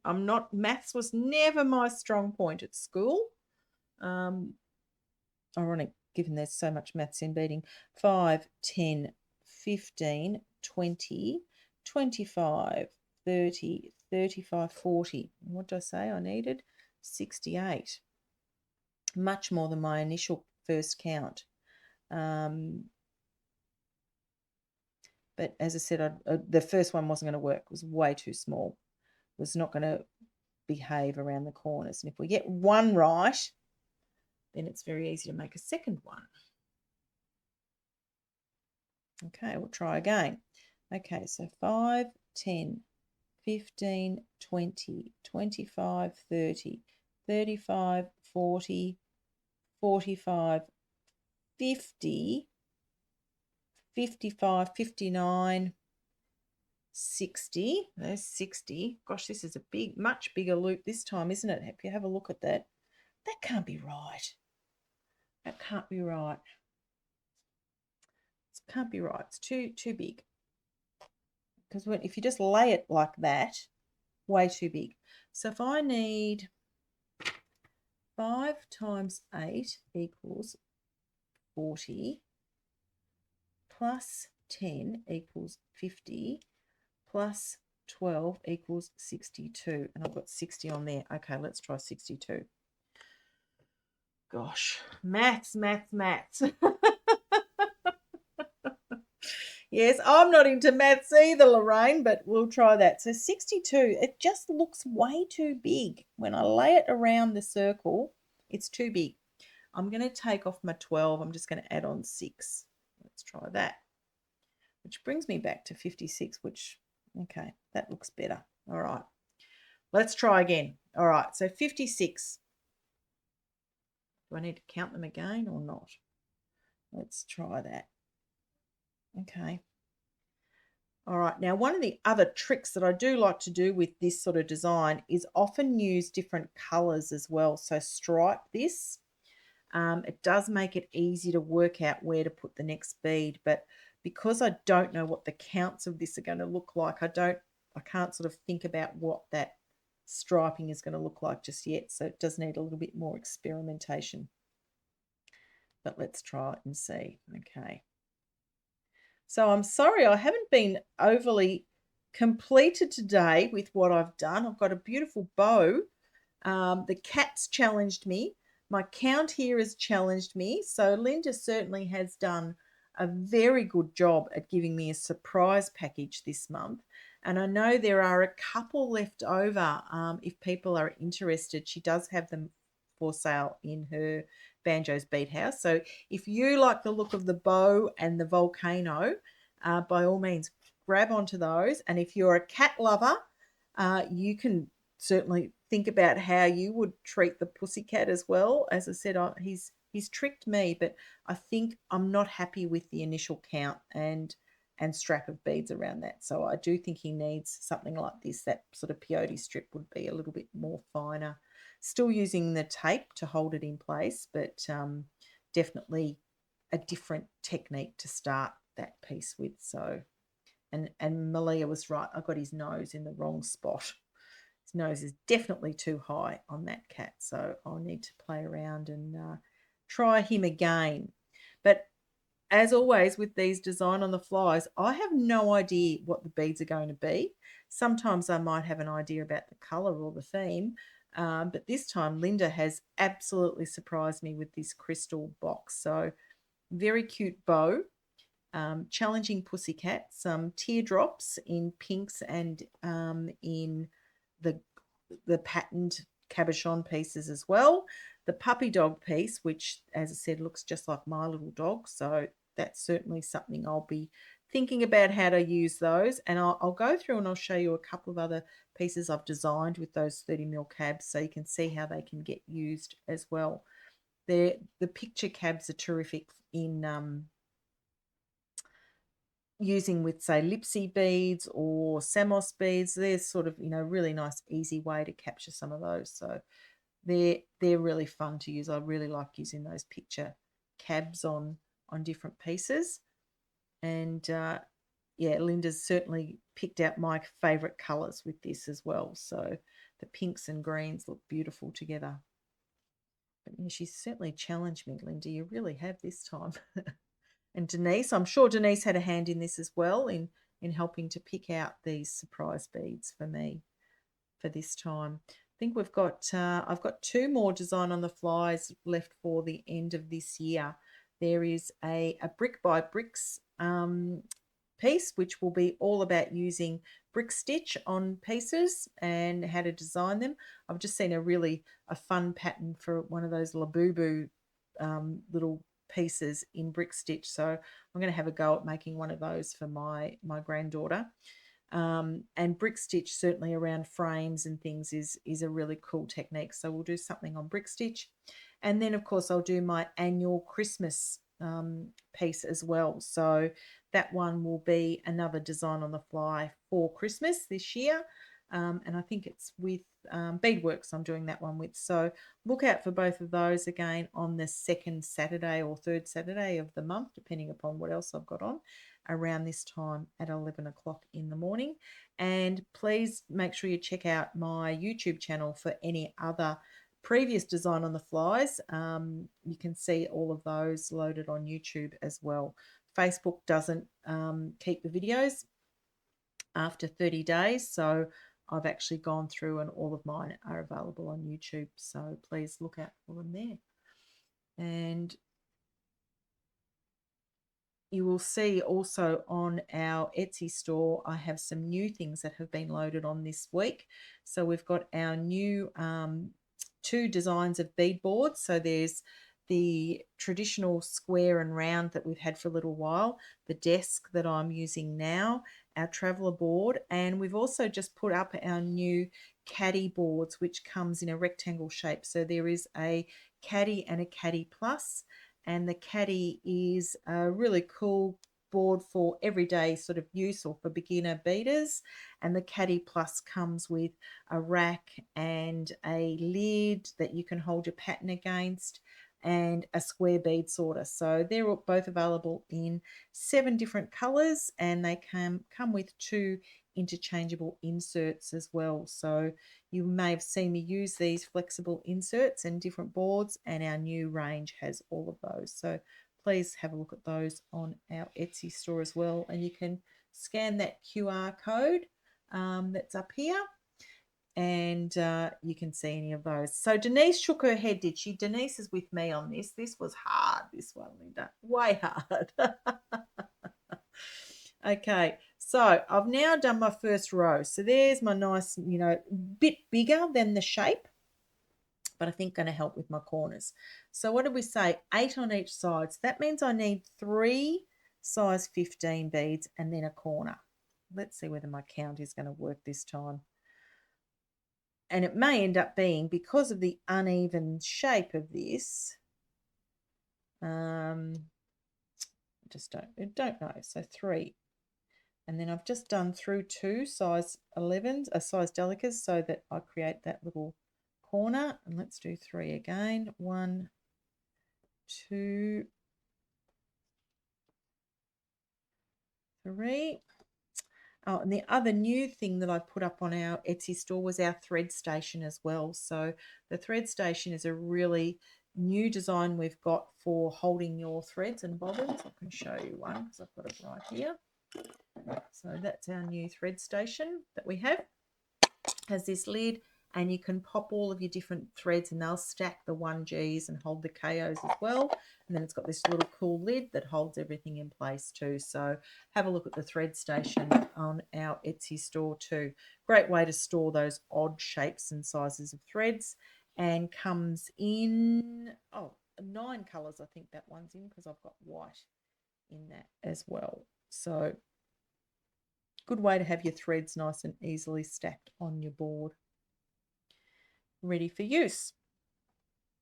We've got another new piece coming out in a couple of weeks, which is going to be called an RBT. It's your regular beading tool, so it's a bit of a holder for all the things that you have at hand. And Brian, my production manager / brother, he's both, he is just finalising the final drawings on that one at the moment, but that'll be a really cool tool just to have by your side when you're beading our RBT tool. And thank you, Wendy, for helping me name that one. Okay, so let's just go. We've got 3, 3. Yeah, don't know. Still not confident with this yet. Still not confident, but I'll keep trying it. Not confident in the count, but it's just a matter of really adjusting each time what that side count is going to be. So who said beading was easy? This one certainly hasn't been. Complex shapes Lynda's given me today. Really no nice easy rounds other than the puppy dog. Everything is complex today. And I've made one look simple, but the others have really challenged me. Okay, 1, 2, 3, 1, 2, 3. And I think we'll do one with 4 and see what happens then. Again, make that little corner.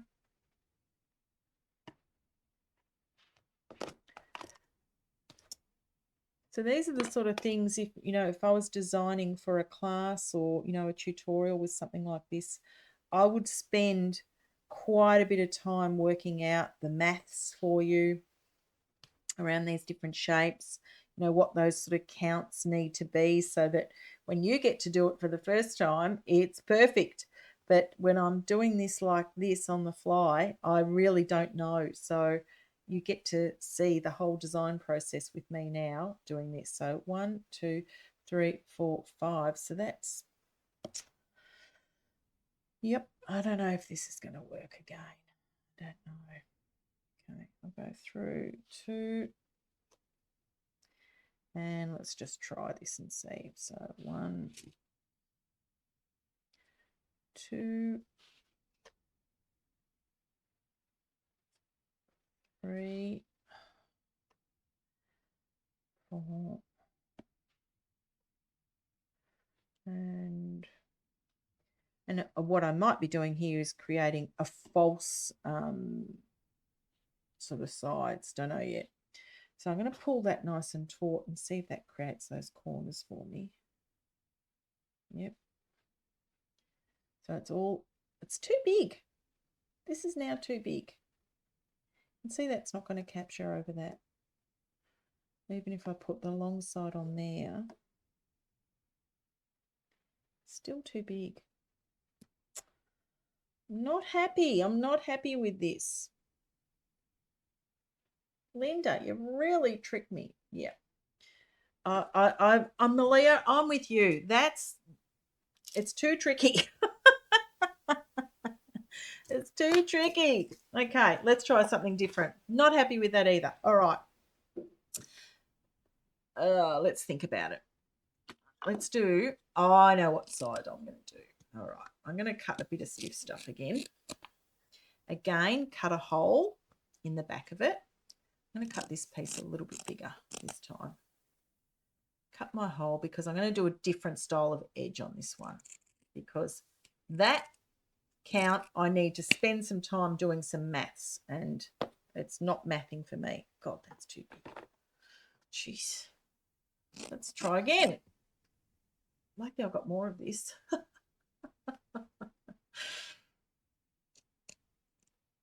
Not even a draw bezel. What I'm going to do is a, what do you call this?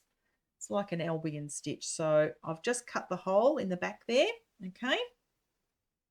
And where's my needle and thread? Because that, look at my naughty corner. I've got 2 naughty pieces now. Look at that. 2 naughty pieces. They're going to sit over there until I can think about them, along with the cat. Naughty, naughty pieces. All right. So I've just drawn my thread up. I'm not even gluing this down yet at this stage. I've just drawn my thread up through there. Now, because I've cut the hole in the back, it's going to sit in there. I can then pull up 2 size 8s and let's try 1 size 15. So if I do 2 size 8s and 1 size 15 like that, and I go back through the 2 size 8s, and I'm creating this little piece of fringe, and that fringe is going to sit up over the edge of my piece. One of the ways I can sort of work out what my little pattern would be, actually that's a good tip, is I get my pen. I'm just going to draw it.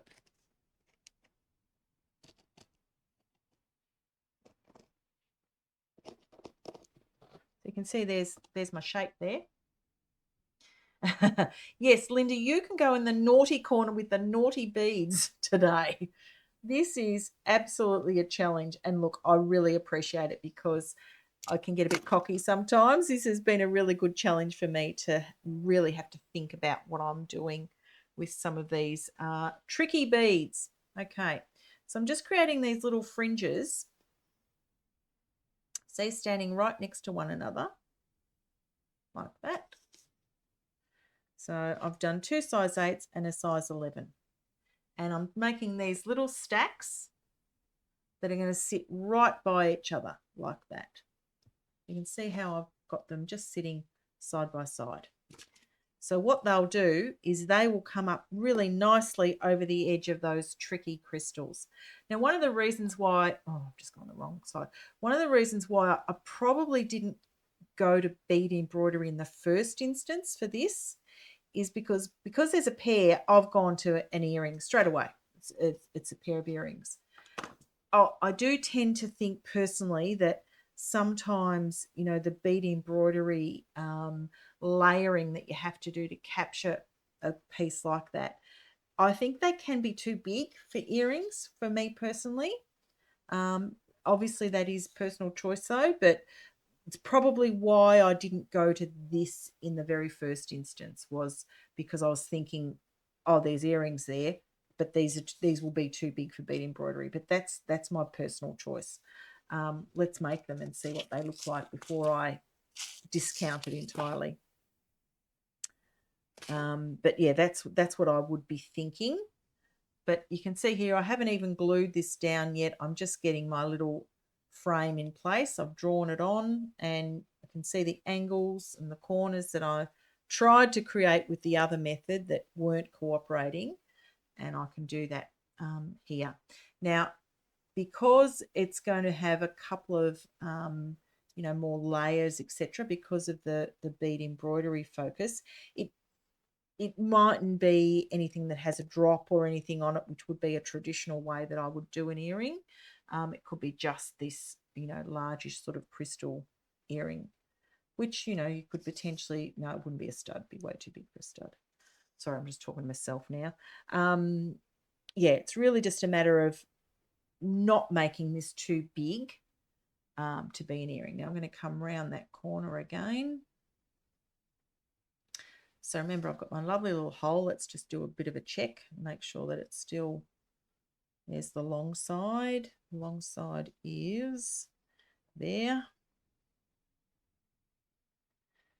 So they're going to come up over the edge just like that. Okay. So I'm just doing these little stacks in that pen line. So it's right in the center of that pen line. And my stacks are 2 size 8s and a size 11. And I don't really have to worry so much now about it being an even count or anything like that that I had before with my terrible maths problem that I was having.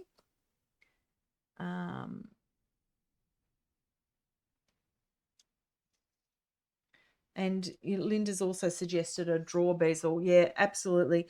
Or, a raw bezel would work just as easily. There's a lot of flexibility with a raw bezel. And I just did a class for Lynda a few weeks ago called Snap, Crackle and Pop, which has raw bezels in it. And that would work with this too, with this sort of shape, because you just create a really nice flexible strip. And then you can wrap that around the edge. And that's something else I could have done with this as well. So always good to think about ways I've used other techniques in the past too, and how to adapt them to some of these trickier shapes, which this one is certainly one of those tricky shapes, but this, I can see this will work. So it looks a little bit messy right now, but we're getting there. So you can see my nice even stacks that are around the edge here, and they're what's going to come up over the sides of that crystal. And because I've cut the hole in the back of it, it's not going to wobble or be imbalanced as well, which is one of the reasons why you can do that sort of stacking with bead embroidery and these crystals.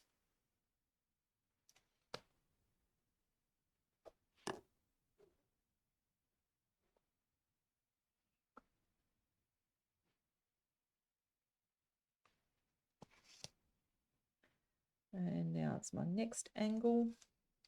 Far easier to do these angles than what I was trying to do previous. Far easier. But I will not let that challenge get to me. At some point, I am going to work out what that exact count is going to be to do that really nice, fine, delicate peyote strips that go around those convex volcano crystals, because I do like a challenge. I just needed to really think about the mathing of that one. Let's just do a final check before I close that up. So you can see there's my little bed that this is going to sit in. I've got the long side, which is sort of here. And see how that's actually, yeah. Good suggestion, Malia. Thank you for making me stop and come back and think about how to bead embroider this. Okay. Hello, Alex. Having fun. Lynda's given me the biggest challenge I've had I've been doing these for about 2 years, 3 years. I don't know how many of these I've done. This is one of the hardest I've ever had with the beads that Lynda has given me. It's an absolute challenge. So we've got 2 naughty corner projects sitting over there, and I've had to readjust my expectations of what I'm going to do with this one, but it's actually working now. So the naughty corner project, no, the pussycat can just stay over there for the minute. So now that I'm holding the crystal in place too, I can sort of, see how that edge is going to happen. As I said, I haven't glued it yet, but I could probably just do a little bit of glue now just to hold that down. And I haven't had to worry about it being an even or odd number. I've got I'm not gonna squeeze one in there because that'll make it lumpy. I'll just sort of push those two together. Let's just gently glue that down now. I need to buy myself some new glue. Yep, and glue's looking pretty sad. But I'm only just going to pop a little bit down on those sort of sections there. I don't really need a lot of glue on this. We've got the hole at the back. just a little tiny bit of glue. I definitely need some more glue. That's had it.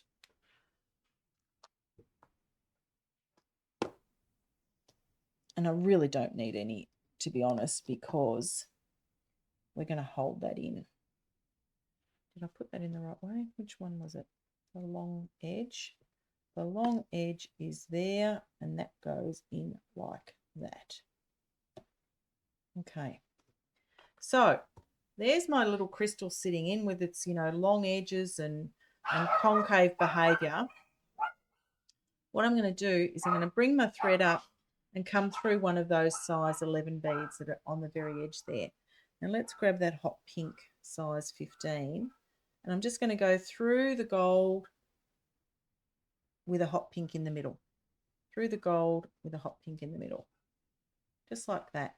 And that little edge now, I think someone has told me before it's called an Albion stitch edge, is just coming over the top of my little volcano convex crystal. Now, I possibly won't have those really nice sharp hexagon corners that I was trying to achieve with the other method. And I do think that's one of the features of these, which, is part of the challenge of using them, because this is sort of rounding those sharp corners out a little bit, which is not what I was really trying to achieve with that first look, but I'm more frustrated that I didn't get it captured properly, so I would just like to at least achieve this one in this way. But this is still working, so you can see how that's just coming up over the edge there. Yes, Lynda, you get the prize for the most challenging box in a, how many of these have we done? I don't know, together we've done quite a few of them, and you're winning. The yellow one was the previous most challenging, but this one, you've definitely knocked it out of the park with giving me a challenge. So this design on the fly, normally I can do this, I can do that. Was this one's really, really challenged me. It's good fun though, absolutely good fun. Good to give your brain a workout and think how to actually solve something. But I'm really keen to work with these convex hexagons and work the actual count out properly of what those different sides would be, because having those really nice sharp corners, I think, makes that stand out. This is working, but it's not as sharp as what I personally would like. But that's okay. I can sort of see how I might be able to amplify those corners a little bit doing this method as well. But my piece is now starting to hold, which is good, which is what I want. I've got this nice little side there with the size 8 beads. It's a bit of a quick way too to get the sides, up over the edge of these higher shaped crystals.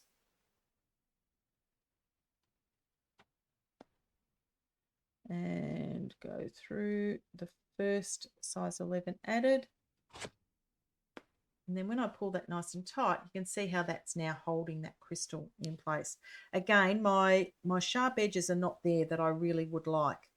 But if I start to now identify where those corners are, so if I come back through those sort of the 15s there, and I can sort of make some false corners. So I'll come back through the 15. There's my long edge there. Just sort of estimating where that is. And then if I skip over the gold, I'm just going to add maybe 2 size 15s there in the opposite colour. And I'll come back through maybe 3. So I'm sort of trying to create those false corners now. False points. And 2 gold. Go through 3.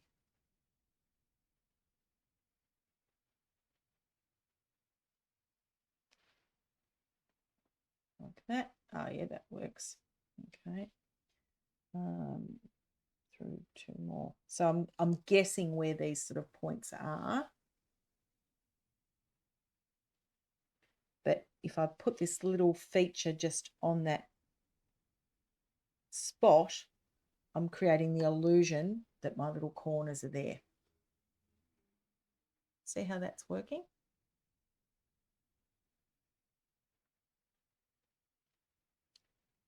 And go through.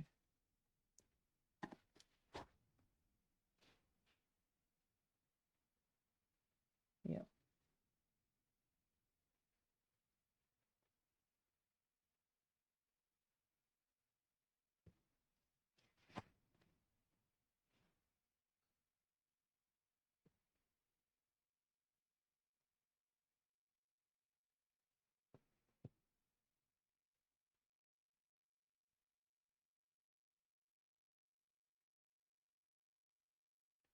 Okay, let's see what that looks like.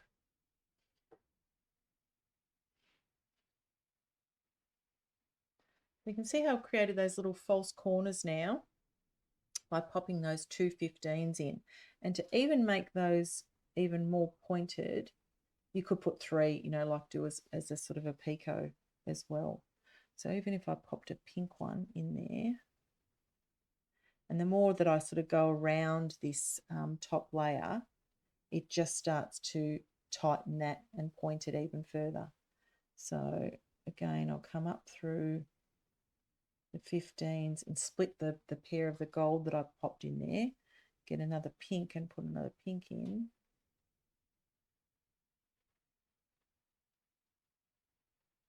Like that. So created that illusion of different shapes, sides and points on the top. I'm definitely happier with this now than I was before with the naughty beads, but perhaps not as sharp as I would like to see it, but that's okay. The bead sizes sort of help to make it sharper too. The peyote, the delicas are definitely more uniform with something like this.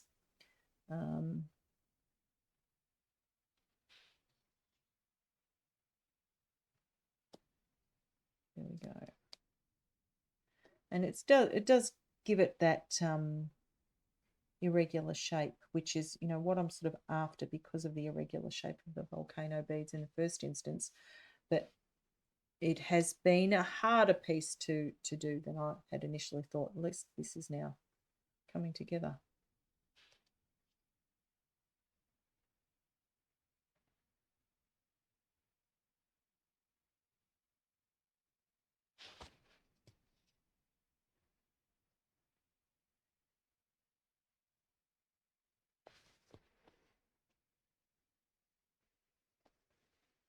I managed to catch that right there. Now, again, to do the bead embroidery backing on the edge of, on the outside of this, it's very similar to what I did with the little eye crystal before. I would just do my backing piece of the little cork or whatever I wanted to have in the back there, and then stitch a nice bead embroidery backstitch edge so that it completely captures both the stiff stuff and the backing fabric. So there you go. I've created those little points now. It is a little bit irregular, which is what the shape is, and it's a bit bubbly because of the size 8 beads that I've done there. But you can see how now that's held that in place. It's not going to go anywhere. It's got its little points there, which are the points of that hexagon piece, and they're a little bit uneven. So that's a little bit trickier. Certainly much, and you need to tell me if I'm off camera too, but there is, you know, a little bit of a challenge there with that particular piece. So certainly fun. Okay, I'm going to put that aside. You know how I finish the back of that. It'll be a very similar technique on the back. I want to go back to the cat. The cat has challenged me. So that initial band is coming off. My tape is still there. It's holding it in place. Take that tape off. Now, my little strip that I made here before, though, that I threw in the naughty corner, I might be able to resurrect that and put that over the top of the cat's head. Let's see. So I'm just going to take out those 15s that I popped on in that final sort of round that I couldn't get the counts right. Come back to here. And let's see whether this little strip will work around the cat.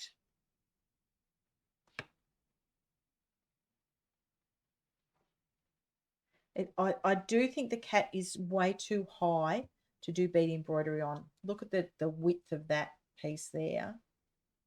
Way too high. And this strip's too big now. But you can see what I mean about how that sort of just fits neater than the size 8 beads before. That's much, much neater to have that peyote strip sitting around it. I'm going to try the other smaller piece that I had there. Let's see if that one works. Yeah, you could do size 11. Yeah, it would be more regular, Malia, I agree, with size 11s. And probably a bit neater, because I think the size 8s are a bit bubbly on that piece. And it becomes a more organic piece than what it actually is. It's really quite structured, the hexagon and the sharp corners. As I said, that was what I was trying to retain, but certainly has not been as a productive session today as I would normally have. So I have my bow. I'm really happy with my bow.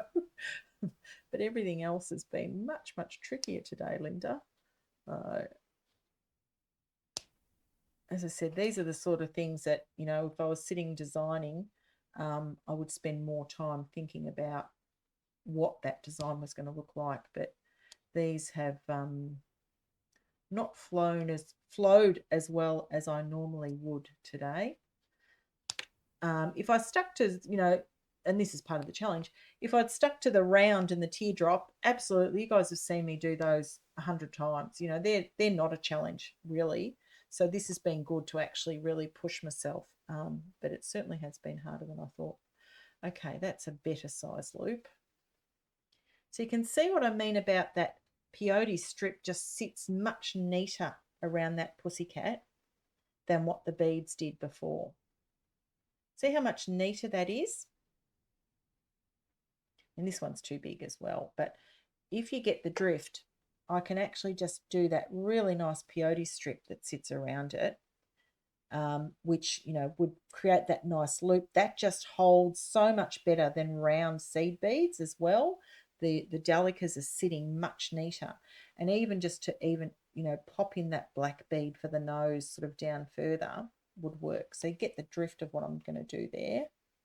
And let's try that. Okay. I'm going to take that apart though because it's too big. So there's my little sort of strip that would sit on the front of that and on the back.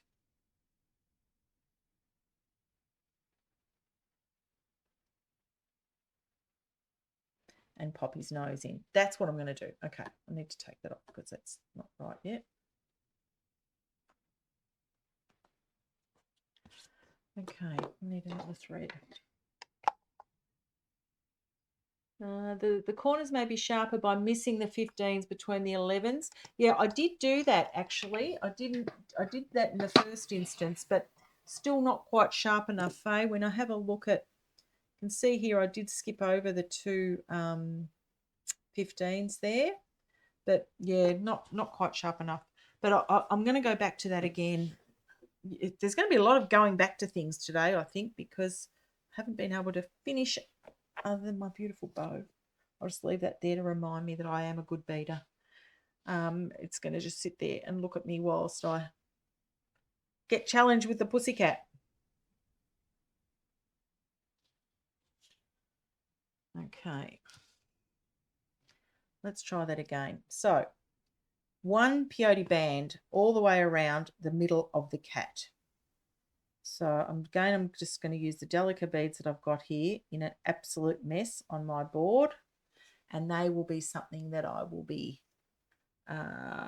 cleaning up later, but I'm going to create this nice peyote loop. Because it's going to be peyote stitch, it has to be an even number of beads.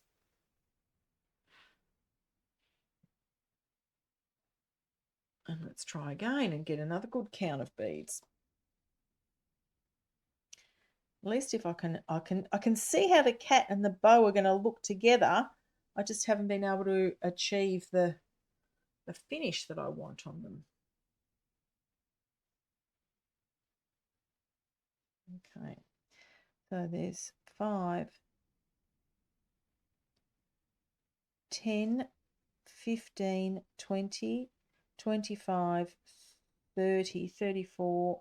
Let's try 36.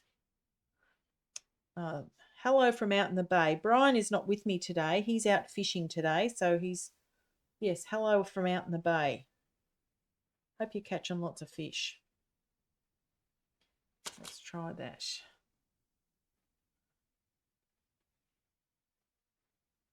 So again, I'm just going to tie that nice loose sort of loop and then wrap that around the pussycat.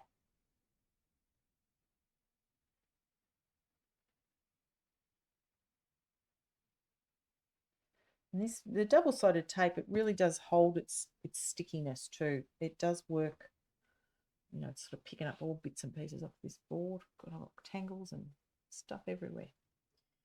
Okay, let's try that again around the cat. Tighten it.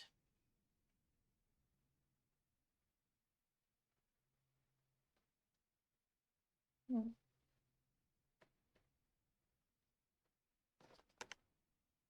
go.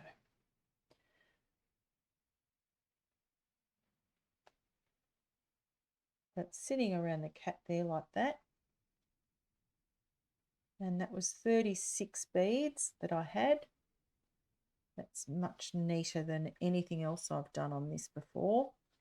And let's just do a nice peyote stitch around the cat. And I think his nose might be raised. And then I'll be able to place it exactly where the nose should be.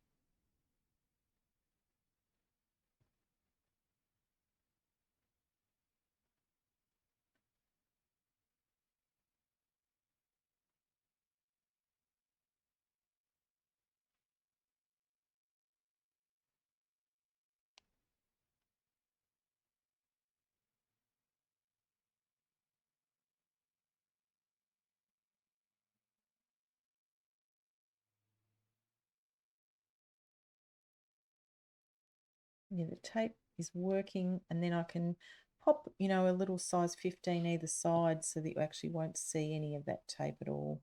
I think is how that will work.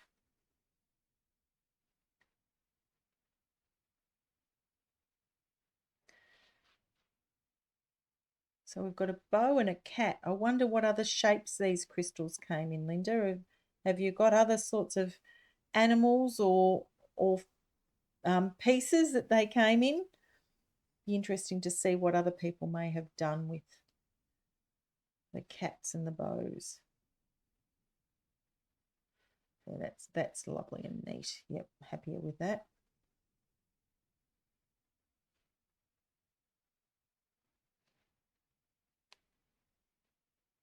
And you can just sort of use your thumbnail, you know, to get those beads sitting in the right spot as well.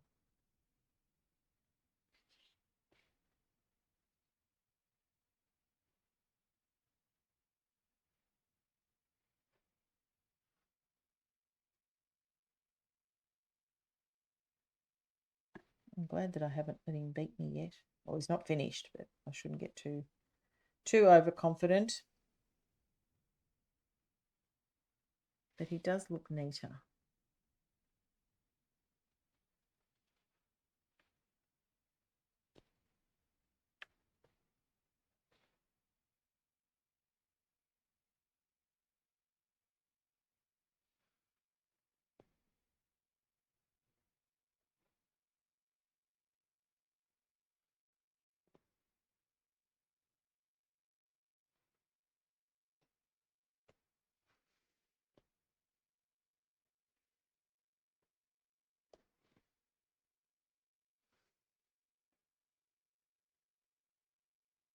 Now, I think I'm going to just sneak in 2 more beads in there, in that little gap. So I've sort of just cheated there and added in 2, and I'll go back and do the peyote stitch on them. only because I did 36. It was, once it's pulled tight, it needed 38. So I've just added 2 in. I'll go back and change direction. So literally showing you how to sort of cheat and squeeze a couple of extra beads in. Change direction. Like that. And then just add in 2 more.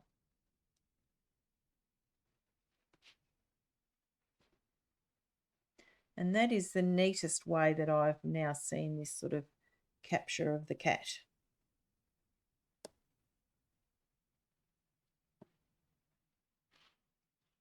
And the peyote strip is lovely and flat against that piece as well. The tape's just helping to hold it all really nice and firm. Doesn't that look better?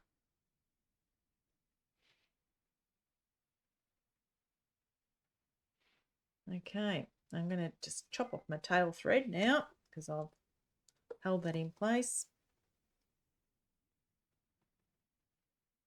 And that's definitely better than my other versions that I had of trying to capture that cat. Much, much neater. And now I can, let's think about, do I add a nose? Do I add eyes? Do I go to the ears? So I'm just going to tidy that little bit up just there where I cheated.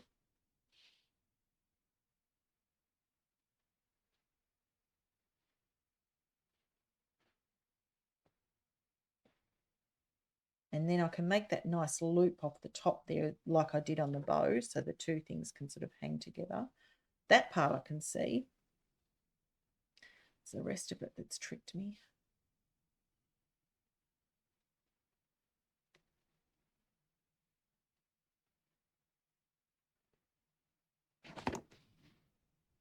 Okay, there's my nice little capture to start with. Okay, so I'm going to build down to where his nose might be.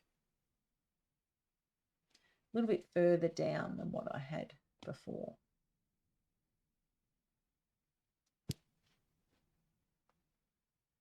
And he's looped around, the little thread is looped. And is it a black nose or is it a pink nose?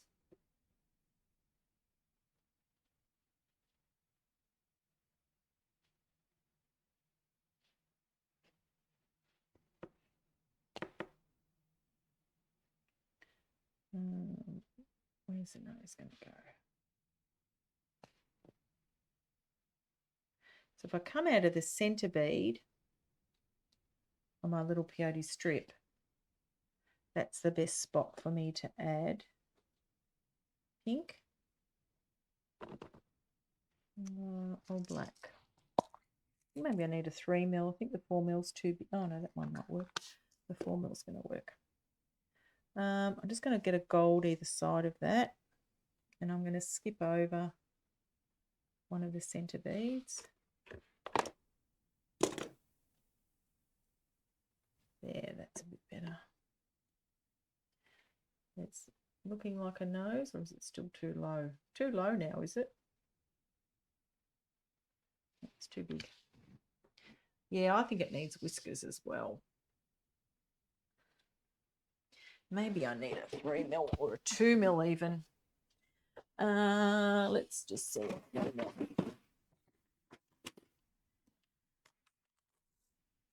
Little 3mm bicone, I think, might be the perfect nose size.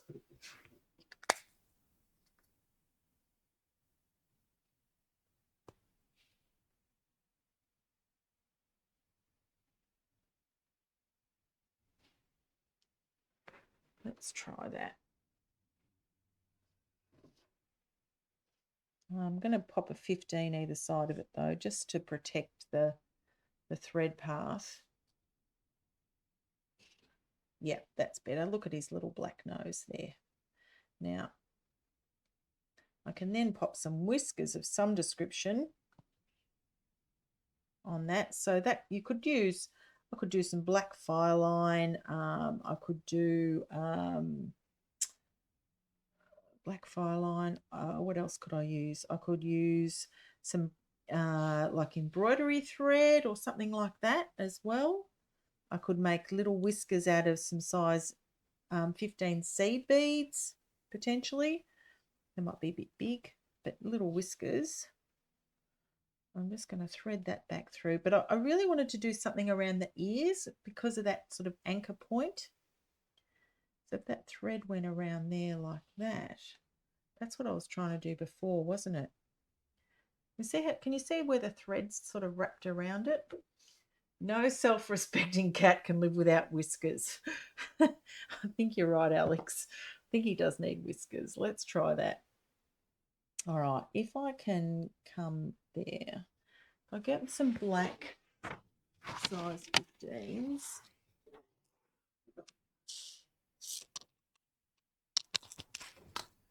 Let's try some little whiskers. So maybe 3, 4, 5, I don't know, 5, 6, 7, 8 little. Yep, that's going to work. And then I'm just going to thread all the way back through to that section there.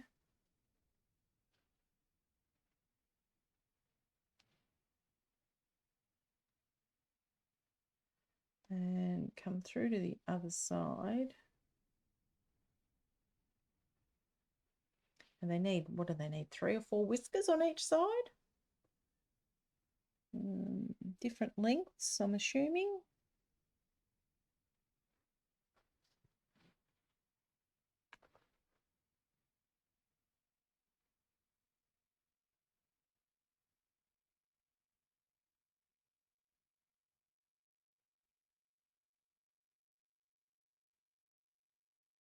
Come on. The peyote strip is certainly holding much better than anything else I'd done there, so I'm happy with that. Okay. 1, 2, 3, 4, 5, 6, 7, 8.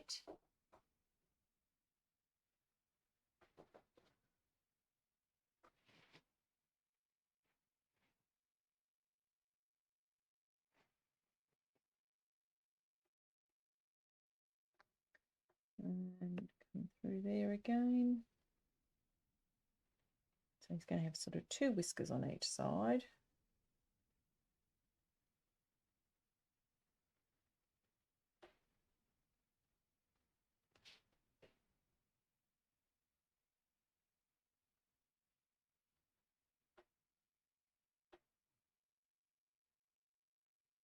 Do they look like whiskers? I suppose they do.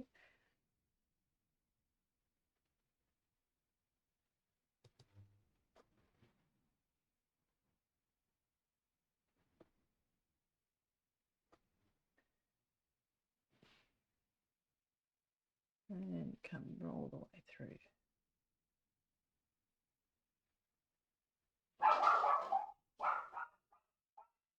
Oh, there's my dog barking. Okay. There. Oh, look, that looks like whiskers.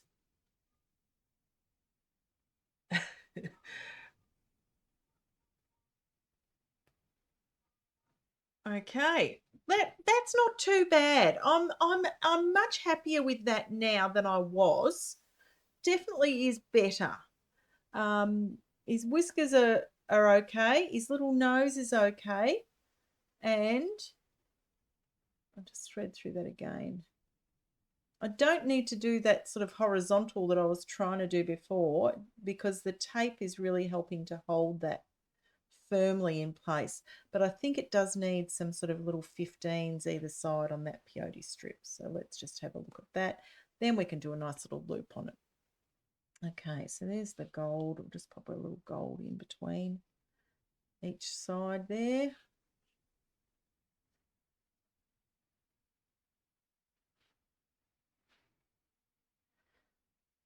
He's not too bad now.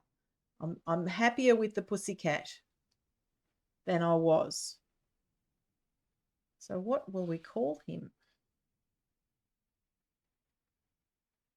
My brother, Brian, who does, the printing and things for me, He has a cat whose name is Cat. He also has a bird whose name is Bird.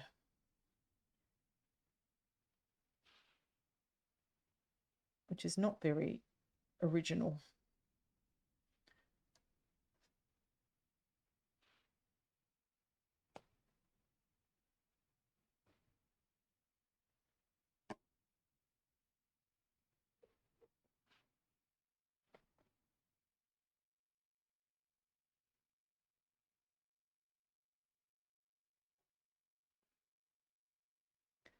Yep, that's neatened that up by just popping those 15s on the sides.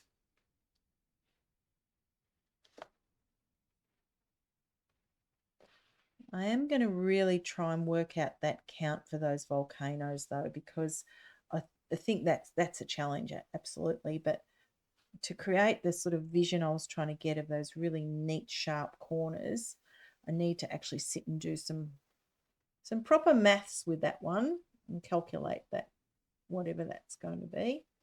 The teardrop pink one, that's an easy one. As I said, you've seen me do teardrops and rounds before, so they're not too hard to sort of work out what the bead embroidery count on something like that would be. And I even think my ancient recipe one, which I'll grab out some samples in a moment to show you what that looks like, that actually has a count for that size teardrop in it, which I've done one of those before.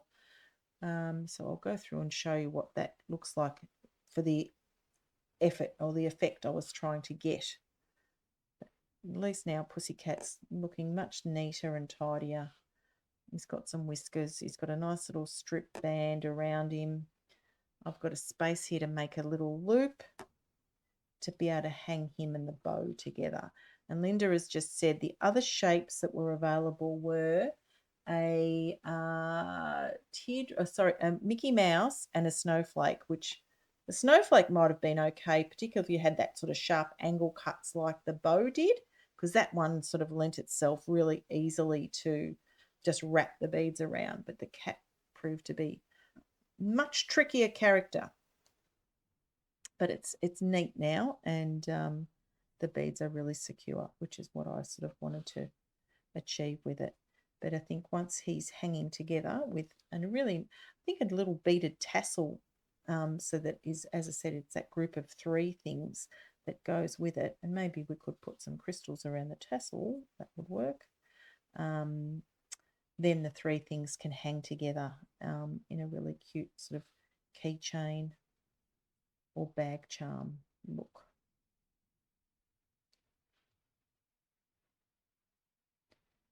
Okay. Look at that. He's much, much neater now than what he was. He's very cute. And when he hangs with the little bow, they look really cute together, the 2 of them. Let's go back to the top though, so I can just add on his loop.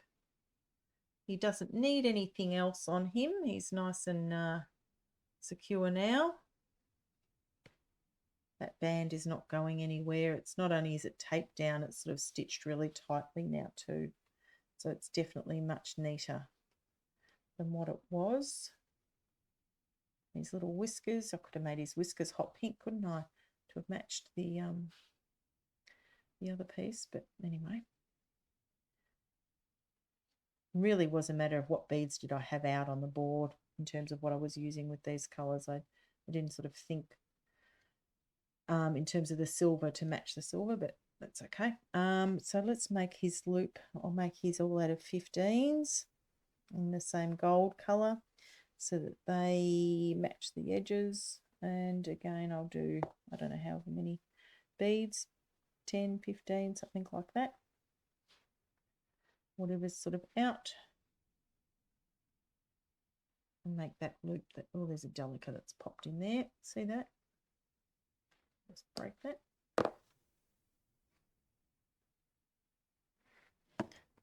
15 there. Is there any more on my board?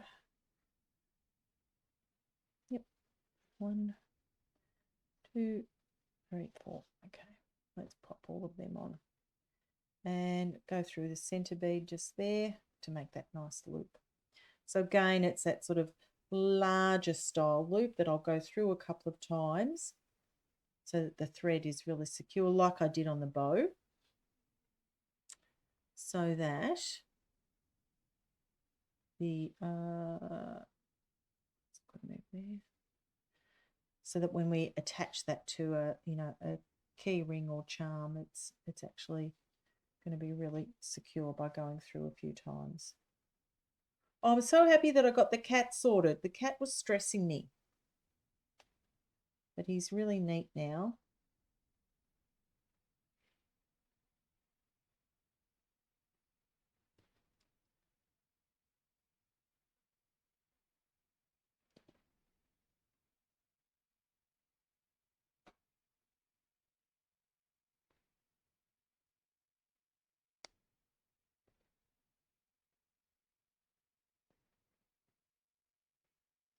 Oh, Linda's just said there's a bear shape as well. Goodness. Okay, so Lynda, I think if you can pop some pics up on the chat if people want to see what the bear or the cat or the snowflake look like. This concept of wrapping around these large pieces, it does work when you work out what the count of things it needs to be. But you can see here.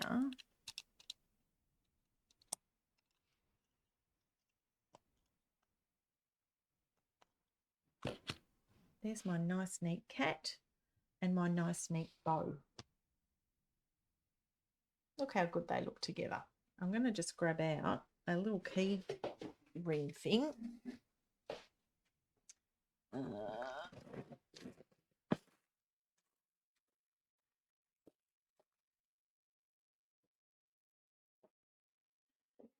This type of key charm thing, you can actually just thread that through, because that's where the keys would go on that. You could loop them onto, actually that's the key to hang onto your bag or whatever. You can put your keys onto there, and then you could actually just loop these onto this little charm thing, or we could hang a tassel off it. Like, there's lots of different options of where things could actually go on that. I'm going to grab out a big loop though to put on a loop on there first, like a big jump ring. Where are they?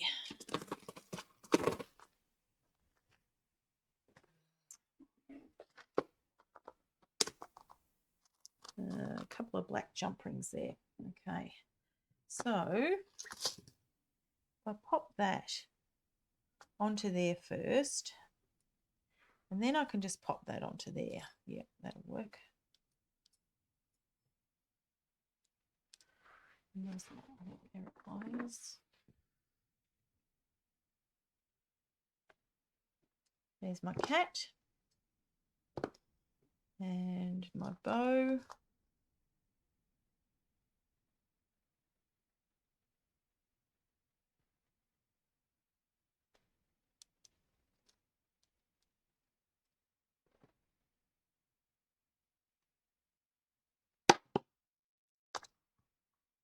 That sort of charm there on the key rings. Pop a big tassel on there as well. That's pretty cute, actually. I'm pretty happy with how that's come together. Eventually, I got the cat there, I got the bow there, and they've both come together really well. So I'm really happy with both of those. I'm not as happy with this one, and I do think I need to go back and do some size 11 things with that potentially. The little eye piece, I think, has come together really well, and that's going to look great with that hot pink piece as well. So you can see how that's sort of going to be finished.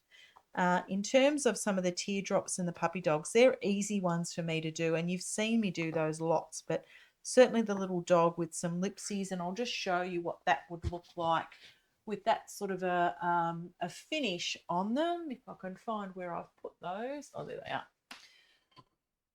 These sort of 30mm cabs look great with these sort of lipsy bead finishes. So that's the sort of thing you could do definitely with the little puppy dog one, just like that. The other one is I wanted to show you the ancient Ressian earrings as well. and those sort of shapes that I was trying to do with the crystal, these are the sorts of things that, you know, that large crystal would be this type of a finish. So you can see how easily that one actually is captured with the cabochon, I'm sorry, with the delicate edging like that, and he would just pop directly underneath our little piece that way. So that's what I'm going to have a work on today. Let me just go over and flip the camera over. Thank you, Lynda, for giving me such a challenge with working with these pieces today. Certainly much bigger challenge than what I've done in the past. And the cat, I'm really happy with him in the end, but he took me a little while to get there. But let's just hold him up so you can get to see the cat on the keyring along with the little bow charm as well. So great pieces and certainly lots for me to work with. Thanks, Lynda. Thanks, everybody, for coming along today. I hope you've had as much fun as me, and I look forward to seeing you next time at the next Design on the Fly around Brick Stitch. Bye for now. And if you've made it right to the end, you'll get to see the finished project. I added the keychain, I beaded a tiny multicoloured tassel, popped the bow and the cat on the end, and created a really fun look suitable for a little girl. So I did give this to my granddaughter Ivy this afternoon, and she's now holding that proudly. Thanks, Lynda, for a great challenge.